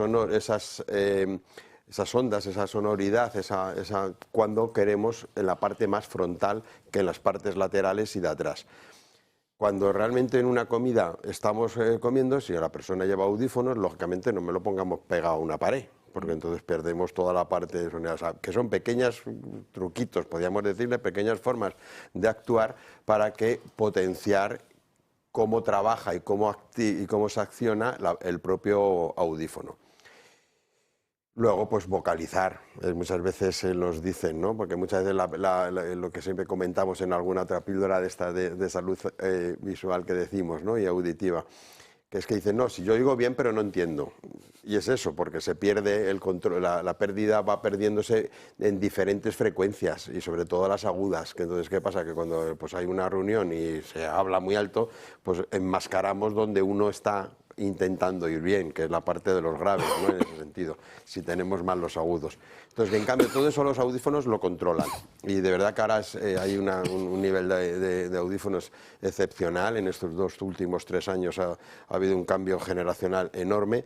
Pero hay que entender que la persona que lleva audífonos, pues tener ese truquillo, pues igual que si nos ponemos las gafas y llevo un cristal de esos progresivos, aquí veo bien de cerca, pero aquí no, pues en los audífonos lo mismo. Cuando hablemos, a ser posible, pues mirarla a la cara, que ya no es porque nos reconozca, ni mucho menos la forma de hablar y los gestos, sino porque el audífono funciona mucho mejor en las posiciones frontales, porque para eso está fabricado así, que en las posiciones si me hablo pues a través de, no sé, de un cuarto a otro, ¿no? ¿Cuáles son los primeros síntomas? ¿Cuándo me tengo que empezar a preocupar y decir, oye, que estoy perdiendo esa pérdida auditiva? Para la persona que puede llevar el audífono, principalmente eso que hemos comentado, que decir, oye, yo he entendido una cosa, contesto sobre eso y lo estoy cambiando. O cuando hay ambientes ruidosos, oigo mucho peor. La persona se acerca, gira, hace gestos. Y en los que estamos conviviendo, o sea, nosotros más de la mitad de las personas que vienen a la consulta, vienen porque los familiares le han dicho, papá, mamá, abuela o abuelo, tal, vamos a ir porque hemos notado que estás mal. No, porque uno no lo nota tan fácil, porque vamos perdiendo paulatinamente y no lo notamos tan fácil. Entonces, y pasa eso, o sea, que oyen pero no entienden muchas veces, o entienden mal. Y sobre todo cuando hay nivel sonoro, o sea, o ruido o ambiente sonoro cambiante en ese sentido. Eduardo, como siempre, en Morán Ópticos, todos los telespectadores del Toro Televisión pues tienen cierta ventaja. Cuéntanos qué tenéis preparado. Tenemos la campaña de 2x1, o sea que con los 2 audífonos solo pagamos 1. Un mes lo probamos, nada de llevarse audífonos si no funcionan y estamos a plena satisfacción en ese sentido, y luego pues tenemos hasta 30 meses para ir pagándolos. O sea que nada de que el tema económico no sea el problema, aun siendo audífonos de su valor y de su precio. Pues Eduardo, como siempre, muchísimas gracias, no solamente por explicárnoslo, sino también por esas grandes ventajas y ofertas que podemos encontrar en Morán Ópticos. Gracias. Muchas gracias a todos. Y nosotros nos vamos a ir rápidamente a la última pausa publicitaria y a la vuelta pues hablamos de Castilla y León, de esos comicios autonómicos, y también hablamos del Ministerio de Igualdad y de esas pulseras antimaltratos que supuestamente Ana Redondo decía que sí funcionaba y parece que no eran tan ciertas esas declaraciones. 1:27 del mediodía, seguimos en directo y antes de adentrarnos en un nuevo tema de actualidad, Francas nos quiere comentar algo, nos quiere contar. Sí, porque es un viejo tema que sale con cierta frecuencia aquí, es recurrente, que es el tema de los niños tutelados en España. Y yo diríamos, saco la parte normal. Después de vez en cuando salen los temas de que en según qué casas de tutela aparecen drogas, aparece prostitución, aparece tal, aparece cual. Eso ya son palabras más mayores que las que diré yo. Yo solo diré que la cifra de España, ahora mismo no sé qué cifra es, pero a veces se ha rondado entre los 40.000 y los 60.000 niños que han desaparecido de su familia, o sea, que han sido, con perdón, desaparecidos por los servicios sociales de su familia. En algunos casos con motivos, en muchos con motivos muy raros, y en otros lo que la familia y la gente próxima dice que son miserables excusas. La explicación que entonces pueden ir a parar o a familias o normalmente a centros. Bueno, esto ahí lo que hay es, en fin, debe haber corrupción a punta pala porque se juega mucho dinero. Es el típico chiringuito que se juega mucho dinero. Mucho dinero es mucho dinero, ¿eh? O sea, que te toque un niño es mucho dinero. Entonces, como yo conozco mucha gente afectada que le han dejado sin niños por excusas de lo más peregrinas, pues me mandan y mañana hay en muchas ciudades de España a las 11 de la mañana unas concentraciones por ese tema, porque digo, no estamos hablando de 15 niños, o sea, de 40 a 60.000. Y mañana, en concreto en Madrid, es en el Congreso de los Diputados, 20 de febrero, en otros sitios es en otros sitios. De 11 a 14:30 hay una concentración. Bueno, yo espero que el que le preocupe el tema vaya, porque no es ninguna tontería. También diré que no es un problema español. Es un problema más universal que lo español, y detrás de eso puede haber bastantes cosas, pero sobre todo hay dinero. Pues mañana a las 11 de la mañana en Madrid, en el Congreso de los Diputados, esa concentración acerca de estos niños tutelados. Ahora sí, nos adentramos en el Ministerio de Igualdad, hablamos de Ana Redondo porque ella misma aseguró que no habían fallado las pulseras, pero lo cierto es que hay datos que la contradicen. Nos lo amplía Marien Vallejo, cuéntanos. Seguro que se acuerdan de la polémica que hubo con las pulseras antimaltrato. Unas pulseras que en teoría protegían a las víctimas de violencia de género, pero que fallaron. Aunque, como también recordarán, la ministra de Igualdad, Ana Redondo, lo negó todo. Ninguna víctima ha estado desprotegida en ningún momento y es importante también tener en cuenta que los protocolos han funcionado. Queremos mandar un mensaje de tranquilidad. Pero ahora el periódico de La Razón ha tenido acceso a un documento que demuestra todo lo contrario. Según el portal de transparencia del Centro Cometa, entre marzo de 2024 y noviembre del 2025, este centro recibió al menos 54 alertas por fallos técnicos. Entre esos avisos destacan varios episodios de extrema gravedad. Agresores que manipulaban el dispositivo, víctimas que intentaron contactar con Cometa pero que no pudieron, fallos de cobertura y mala localización de agresores. Esto fue negado por la ministra de Igualdad, Ana Redondo, que luego anunció que iba a cambiar las pulseras antimaltrato por tobilleras. Lo que está claro es que las pulseras antimaltrato sí que están fallando, que está fallando también ese sistema Biogen, porque una de las últimas víctimas, una de las últimas mujeres que ha sido asesinadas por su expareja había denunciado, estaba dentro del sistema de Biogen y su pareja contaba con una orden de alejamiento de 500 metros y sin embargo allí se presentó y desgraciadamente acabó con su vida. Volvemos a lo de antes. Miente. Todos, absolutamente todos los que están en el gobierno mienten descaradamente, no se cortan un pimiento, no importa que les estén haciendo que esto tenga repercusiones en mujeres que sean maltratadas, que incluso sean asesinadas, no importa. Francas decía Riera, una cosa, te voy a cortar, viene. Luego te devuelvo la palabra porque nos vamos a ir hasta Peñafiel, en la provincia de Valladolid, porque Santiago Abascal está atendiendo a los medios dentro de esa pre-campaña de los comicios electorales en Castilla y León el próximo 15 de marzo. Tendrá que desarrollar acompañándonos.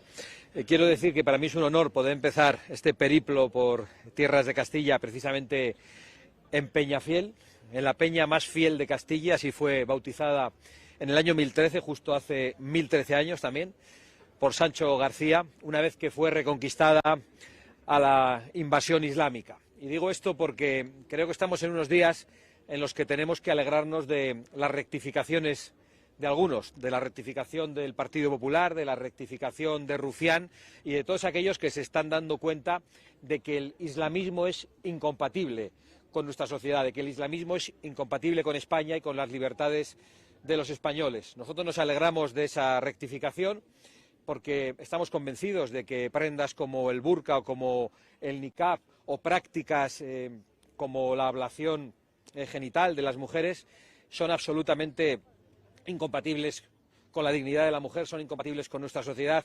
Lo que nos apena y nos da algo de tristeza es que este tipo de rectificaciones no se hayan producido por el sufrimiento que padecen tantas mujeres a lo largo del mundo por esas vestimentas, incluido por el velo islámico, porque hay mujeres que mueren por su deseo de quitarse ese velo. Nos preocupa que esa rectificación solo se ha producido porque están perdiendo votos.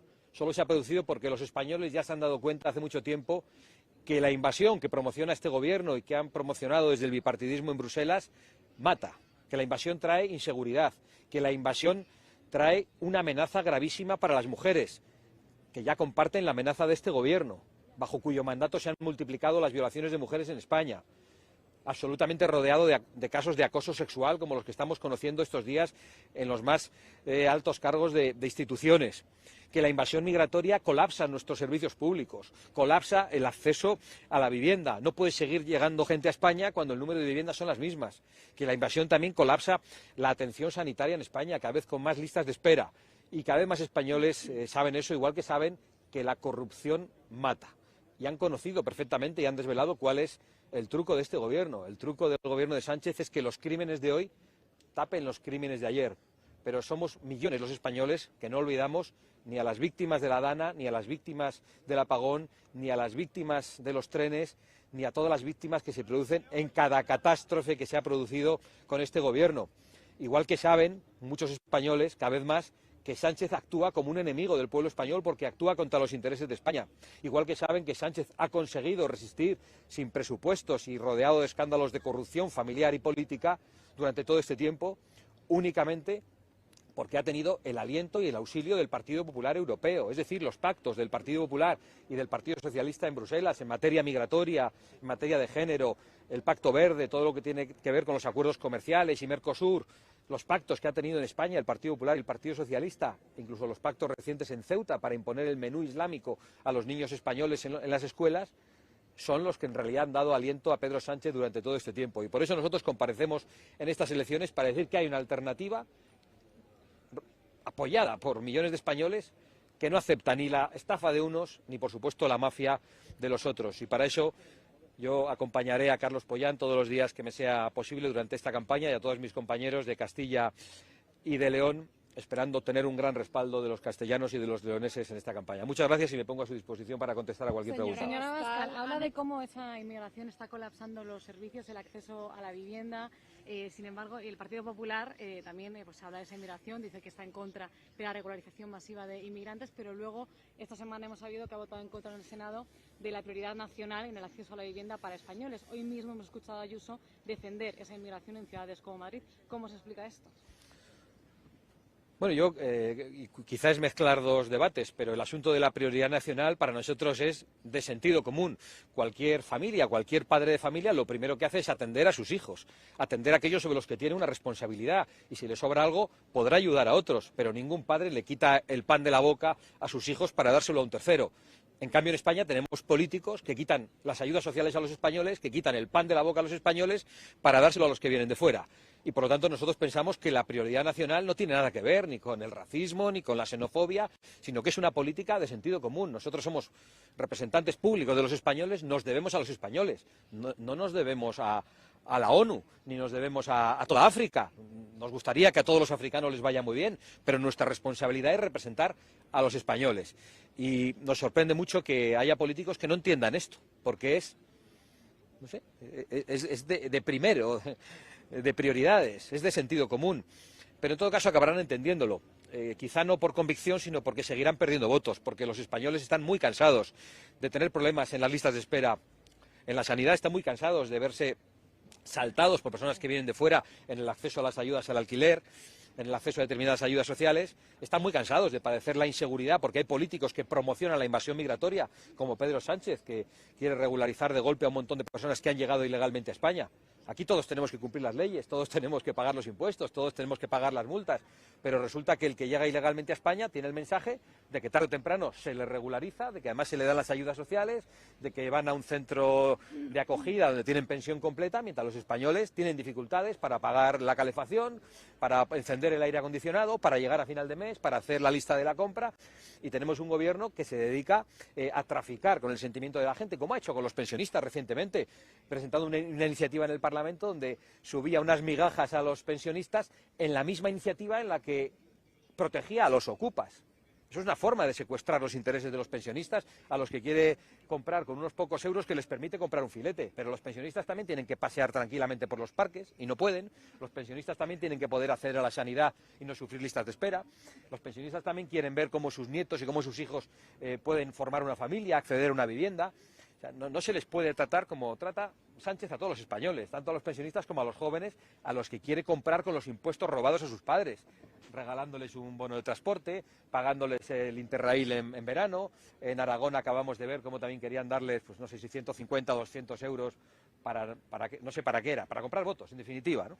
Entonces, yo creo que en España están cambiando mucho las cosas. Gracias a Dios, que la gente está despertando y que no acepta políticos traidores que no pongan en primer lugar los intereses de los españoles. Señora Abascal, ¿nos puede explicar por qué? Voy a contestar a todas. Arrancó ese conglomerado de izquierdas encabezado por Gabriel Rufián, independentista, que quería preguntarle también qué opinión le merece y también, sobre todo, bueno, decía que era un peligro para los españoles el avance de Vox, dijo que le daba miedo, no sé si tiene algo que temer. Bueno, que un separatista que diga que Vox es un peligro para los españoles es algo que nos tiene que hacer reírnos, ¿no? Rufián era el tipo ese que se iba, que dejaba de cobrar en el Parlamento todo lo que cobraba, que se volvía a la República Catalana, que no existe, por cierto, ni ha existido ni va a existir, pero se ha quedado en el Congreso, cobrando. Rufián era el que quería dividir España y ahora dice que quiere unirla. Es bastante divertido y Rufián pues ahora resulta que quiere unir a la izquierda y yo creo que la está dividiendo más. Y lo está dividiendo más porque lo que ha tenido que hacer es levantar las banderas que viene defendiendo Vox y por las que nos han llamado xenófobos e islamófobos. Ayer Rufián cuestionó el burka, dijo que era una prenda de opresión, pero en el Parlamento votó en contra de prohibirlo en España.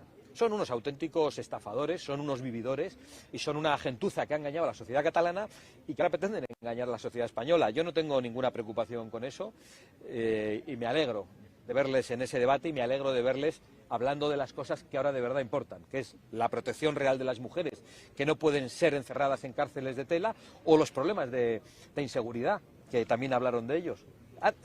Se han desentendido por completo de los problemas de inseguridad hasta ahora. Ellos los han promocionado con la inmigración masiva. Ellos los han promocionado con las leyes penales, sacando a la calle a los violadores. Y ahora de repente les preocupan. Pero ya sabemos cómo piensa una parte de la izquierda. Piensa que los criminales y los delincuentes son las víctimas de la sociedad y que hay que reinsertarles a todo correr sin importar el sufrimiento de las víctimas o sin importar que vuelvan a cometer delitos. Y ahora de repente se ponen muy nerviosos. ¿Por qué? ¿Porque se han dado cuenta de que estaban equivocados? En absoluto. Se han dado cuenta de que pierden votos a chorros y se han dado cuenta de que la gente, votara a la derecha, votara a la izquierda o no votara, encuentra en el mensaje de Vox una esperanza, porque es un mensaje de sentido común, porque no es un mensaje ideológico, es un mensaje verdadero. Respecto a la denuncia del DAO, de la Policía Nacional, ¿qué responsabilidades políticas cree que tendría que haber? Y si cree que la víctima, en este caso, ha estado suficientemente protegida en el seno de la Policía Nacional. Pues realmente no lo sé. Yo solo quiero decir que lo que estoy leyendo es espantoso, que lo que estoy leyendo que se derivan de esos audios, que los tendrán que decidir los jueces, indica un abuso de poder tremendo. Tremendo me parece poco incluso, me parece que es terrible, me parece que es dantesco, y me parece que además el gobierno sí lo sabía y no actuó, tiene una gigantesca responsabilidad política. Yo creo que Marlaska no puede permanecer un minuto más en el cargo, pero en realidad decir esto ya no es decir nada. Es que Sánchez tenía que haber dimitido. Es que Sánchez tiene gigantescas responsabilidades por la corrupción que le rodea. Es que Sánchez llegó con una moción de censura presentada por Ábalos, levantando las banderas del feminismo y de la lucha contra la corrupción. Y resulta que hoy está rodeado de corrupción por todas partes. Estamos escuchando algunos audios que indican una situación apestosa alrededor de Pedro Sánchez y de la mafia del Peugeot con la que viajaba y con la que asaltó sus propias elecciones internas y permanece en el poder. Entonces, en estos momentos yo me siento un poco ridículo cuando pido la dimisión de un ministro. Es que en realidad todo el gobierno tenía que dimitir y todo el gobierno tenía que estar a disposición judicial. Y creo que si este gobierno no dimite y no convoca elecciones es porque sabe que lo que le espera es el banquillo de los acusados. ¿Nos puede explicar por qué han echado a Ortega Smith, por favor? Bueno, yo lo que quiero decir es que Vox no es un partido que esté mirándose el ombligo permanentemente. Para eso, para hablar de nuestro ombligo, pues ya están ustedes, los periodistas, para hacernos estas preguntas, y yo lo entiendo, y cumplen con su obligación. Pero nosotros estamos muy preocupados con la situación de los españoles que no llegan a final de mes. Estamos muy preocupados con la invasión migratoria, con la situación de corrupción. Y Vox es un partido en el que la Asamblea elige a una dirección y la dirección toma las decisiones. Y es la dirección la que manda. Y eso va a seguir siendo así. Yo quiero que lo sepan todos. A nosotros no nos va a caber ninguna duda cuando tengamos que tomar decisiones internas y también decisiones en la política española, cuando lleguemos al poder. Y yo quiero que eso lo sepan todos los españoles, también cuando tenemos que tomar decisiones que parecen difíciles. El escenario electoral de Castilla y León... ¿Para alcanzar algún tipo de acuerdo, por ejemplo, en Extremadura? No, la verdad es que no. El PP no está en condiciones de ponernos ningún ultimátum, ni nosotros vamos a hacer ningún ultimátum. Nosotros tenemos la mano tendida para cambiar las cosas. Si el Partido Popular no quiere cambiar las políticas radicalmente y quiere seguir con las políticas que pactó con el Partido Socialista en Bruselas, aplicándolas en las comunidades autónomas y con las políticas que hicieron que tuviésemos que abandonar los gobiernos regionales, que son las políticas de la distribución de la inmigración ilegal y por lo tanto de la inseguridad y de la ruina, pues lo que tiene que hacer el Partido Popular es pactar con el Partido Socialista. Si el Partido Popular quiere de verdad cambiar las políticas, tiene la mano tendida de Vox. eso ha sido así y va a ser así. Me preguntarán ustedes, ¿y cuáles son las condiciones que van a poner en Extremadura, en Aragón y ahora en Castilla y León? Pues las mismas que pusimos en la Comunidad Valenciana. En la Comunidad Valenciana ha habido un acuerdo que no han querido firmar en Aragón, que no han querido firmar en Extremadura, y habrá que ver qué es lo que pasa en estos momentos. Y añado algo, se ha producido una gran desconfianza, porque el Partido Popular no solo ha estafado a sus electores políticamente, haciéndoles creer que hace oposición al gobierno mientras pacta todas las políticas migratorias de género y las políticas climáticas con el Partido Socialista en Bruselas, sino que ha estafado a un socio de gobierno. Y por lo tanto, los acuerdos ahora son más difíciles. Nosotros necesitamos restablecer la confianza, necesitamos garantías del cumplimiento de los acuerdos. Y yo quiero decir que nuestra voluntad de que haya un acuerdo es total, pero nuestra convicción y nuestra determinación para no estafar a las personas que han confiado en nosotros es aún más grande. Esta semana hemos sabido... Extremadura, perdón. Sí. Se les ha denegado la posibilidad de tener un senador por designación autonómica. ¿Es el primer paso hacia esa repetición de elecciones? Yo creo que todo está abierto en Extremadura. Para nosotros el hecho de no tener el senador por designación autonómica pues es irrelevante. Eso sí, demuestra un mal gesto por parte del Partido Popular, demuestra una mala intención respecto a alguien con el que quiere llegar a un acuerdo, tanto eso como el haber sido excluidos por completo de la presidencia y de los órganos de gobierno del Parlamento de Extremadura. Pero para nosotros lo más importante no son los cargos, es el cambio de rumbo. Y el Partido Popular tiene un problema con el cambio de rumbo, porque implica rectificar las políticas que vienen aplicando hace mucho tiempo, desde Bruselas hasta Madrid, pasando por las comunidades autónomas. Entonces es el Partido Popular el que tiene que aclararse. Yo digo lo mismo que dije ayer, la situación está completamente abierta. En Extremadura puede pasar de todo, pero depende de la voluntad del Partido Popular. Una pregunta, Santiago, por favor. Un segundo. De este lado un poquito también.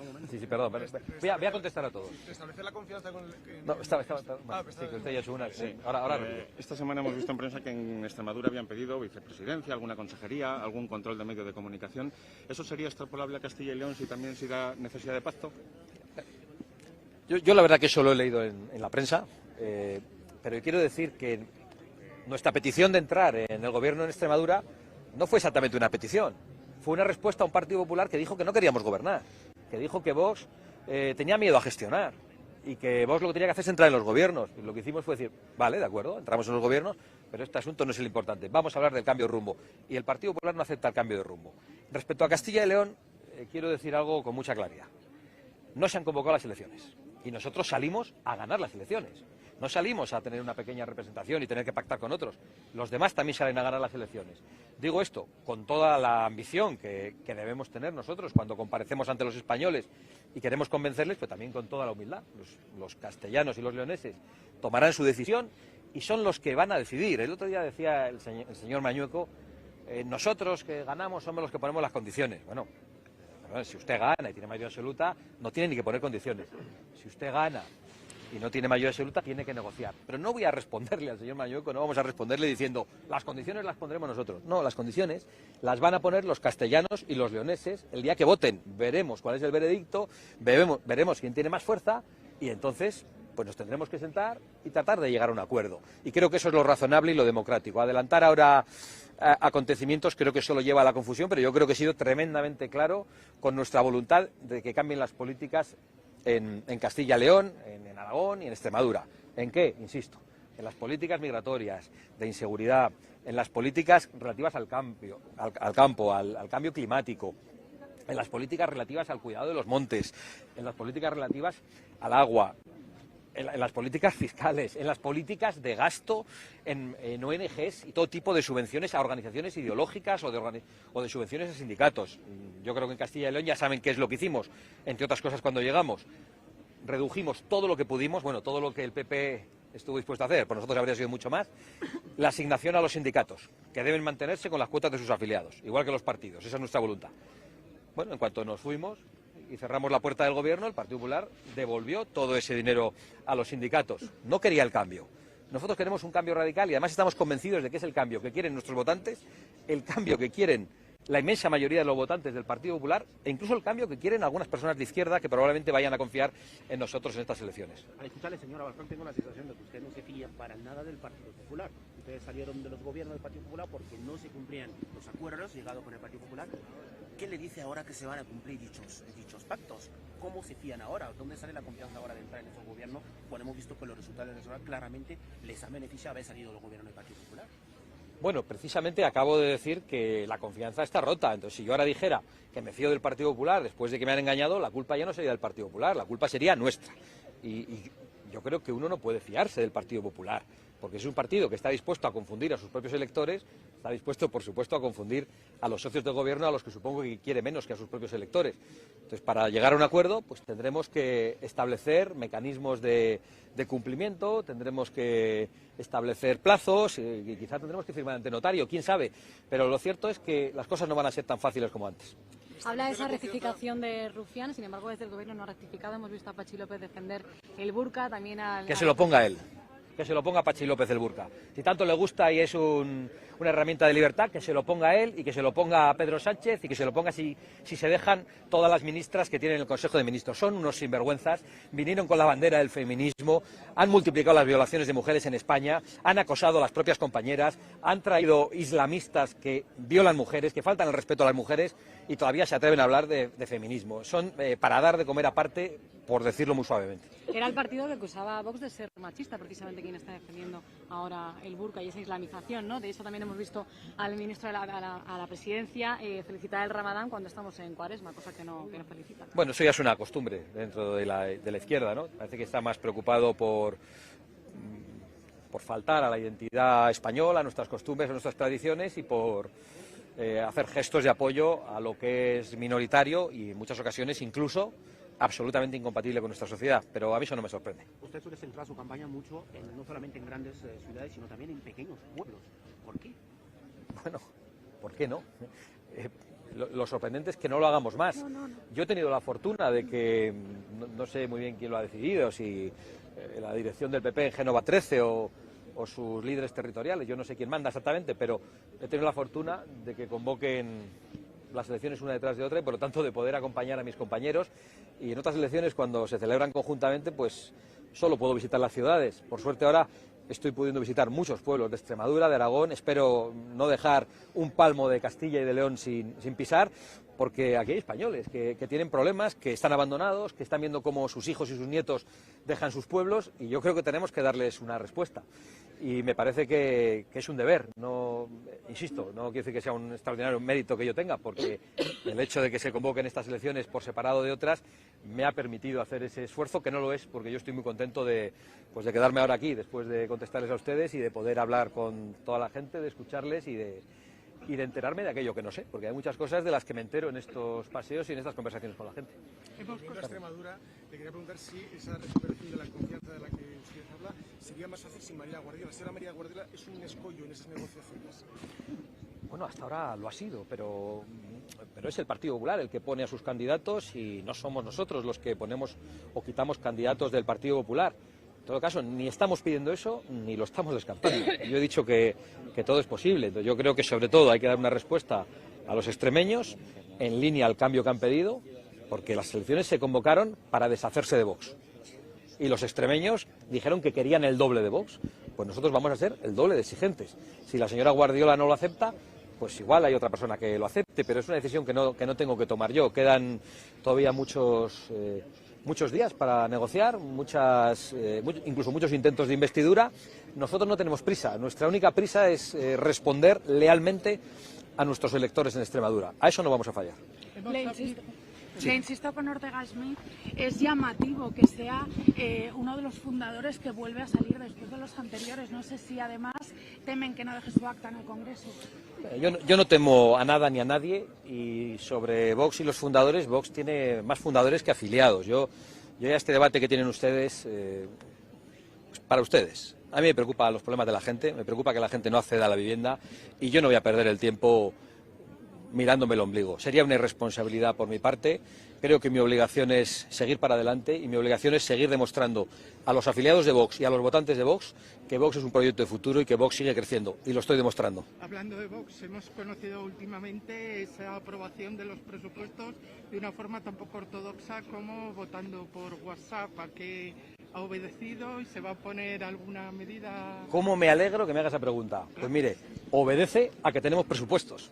No como el gobierno de España, no como muchas comunidades autónomas. Obedece que hacemos las cosas en tiempo y forma. Pero lo sorprendente es que este sea un debate. Lo sorprendente es que se ocupe un titular cuando el jefe de la policía está acusado de violación, cuando hay 47 muertos en accidentes ferroviarios, cuando los españoles no llegan a final de mes. El debate y la portada de un medio de comunicación es que Vox utilizó unos emoticonos en un WhatsApp. Por favor.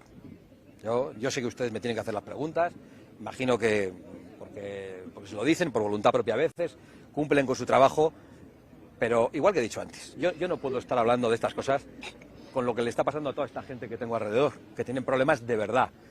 Si alguien piensa que Vox ha hecho algo mal, que lo lleve a los tribunales. Yo voy a decir qué es lo que va a pasar, que van a perder. Señor Abascal, el Partido Popular aquí en Castilla y León ha recuperado el proyecto de ley de violencia de género. No sé cómo lo valora y si cree que puede complicar posibles e hipotéticas negociaciones. Bueno, yo creo que el Partido Popular, en cuanto Vox deja los gobiernos, recupera pues aquello que venía haciendo y vuelve por sus fueros. El Partido Popular tiene un problema y es que lleva mucho tiempo buscando al PSOE bueno para pactar. Pero no se han dado cuenta de que el PSOE bueno es el Partido Popular. Entonces, si están tan convencidos de ello, lo que tienen que hacer es pactar con el Partido Socialista. Las políticas de seguridad, las políticas verdes. Estábamos escuchando en directo a Santiago Abascal en esa comparecencia, entendiendo a los medios de comunicación. Hacía especial hincapié a que Marlaska no debía de seguir ni un segundo más en su cargo, que el gobierno debe dimitir y convocar esas elecciones. Y sobre Extremadura, importante, porque dice que en estos momentos está todo abierto, tanto llegar a un acuerdo con María Guardiola como convocar de nuevo elecciones autonómicas en Extremadura. Y vamos con una última hora que acabamos de conocer, que tiene que ver con José Luis Rodríguez Zapatero, y es que el Partido Popular ha anunciado que cita al expresidente del Gobierno, a Zapatero, en esa comisión de Koldo en el Senado para el próximo lunes 2 de marzo. Así lo ha anunciado la propia Alicia García, ya saben, la portavoz del Grupo Parlamentario Popular en el Senado, que será esa cita clave. El próximo 2 de marzo, José Luis Rodríguez Zapatero deberá contestar a todas las preguntas dentro de esa comisión del caso Koldo, que además señala, hacen hincapié en que este 2 de marzo ya entra a formar parte de esa campaña electoral en Castilla y León y podría no ser decisiva. Ya saben, Rodríguez Zapatero habría sido apartado de todas las campañas electorales, tanto de la de Extremadura como de la de Aragón. Todo hacía indicar que tampoco iba a estar en la de Castilla y León, pero de manera indirecta sí que va a tener ese peso por estar citado, como les veníamos contando, en la comisión del caso Koldo en el Senado el próximo 2 de marzo. Muchos temas sobre la mesa. Estábamos escuchando a Abascal, estábamos hablando de las pulseras antimaltrato y tenemos a José Luis Rodríguez Zapatero el próximo lunes 2 de marzo. ¿Qué esperas de esta cita? Del lunes 2 de marzo en el Senado no espero absolutamente nada. A lo mejor se puede sacar algún titular, pero yo creo que a Zapatero donde hay que interrogarle es delante de un juez, después de haber interrogado previamente a todos aquellos que están saliendo relacionados con Zapatero, con el intermediario, con el asunto Plus Ultra, etcétera, y con otros asuntos. Por ejemplo, a ver qué pasa con esto del DAO, donde ya ha salido el comisario amigo de Zapatero, ¿no? Efectivamente. No, vamos a ver, ahí hay un tema muy claro. ¿Qué pasó con Pedro Sánchez en esa misma comisión? Nada. Que estrenó gafas. Bueno, bien. Yo creo que es lo único que nos quedó. Sí, y que no contestó absolutamente a nada. Y va a pasar exactamente lo mismo.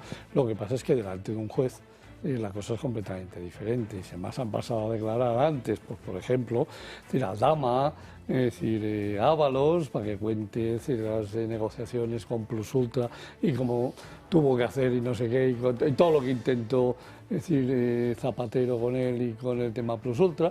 Claro, a partir de ahí la cosa se le complica al señor Zapatero. Además, si llevas a su amigo, su partner, su no sé qué, el de los 400.000 euros, es decir, el de las consultorías y demás, la cosa iba a ser muy interesante. Aquí le van a hacer las mismas preguntas en el Senado, obviamente. Lo que pasa es que, bueno, se dirá que le ha hecho consultorías, que le ha hecho no sé qué. ¿Está obligado a decir la verdad en el Senado? En teoría sí, pero como aquí no ha ido nunca nadie a la cárcel por haber mentido en una comisión del Senado, en Estados Unidos sí van a la cárcel por ese tipo de cosas. No, y se les avisa. Es decir, la mesa que preside en el Senado de los Estados Unidos, hay una tarima más alta, y abajo está al que le preguntan, y hay una diferencia, primero para que quede bien claro, es decir, que los que están en aquella mesa, es decir, que son todos senadores, es decir, le van a dar hasta el carnet de identidad. Pues y más vale que... Veremos a ver qué pasa aquí en España el próximo 2 de marzo en el Senado con José Luis Rodríguez Zapatero, citado, como decíamos, dentro de esa comisión del caso Koldo. Hemos llegado al final del programa. Muchísimas gracias por acompañarme un día más. Gracias a ustedes y les cito mañana viernes a partir de las 12 del mediodía, como siempre, aquí en Dando Caña.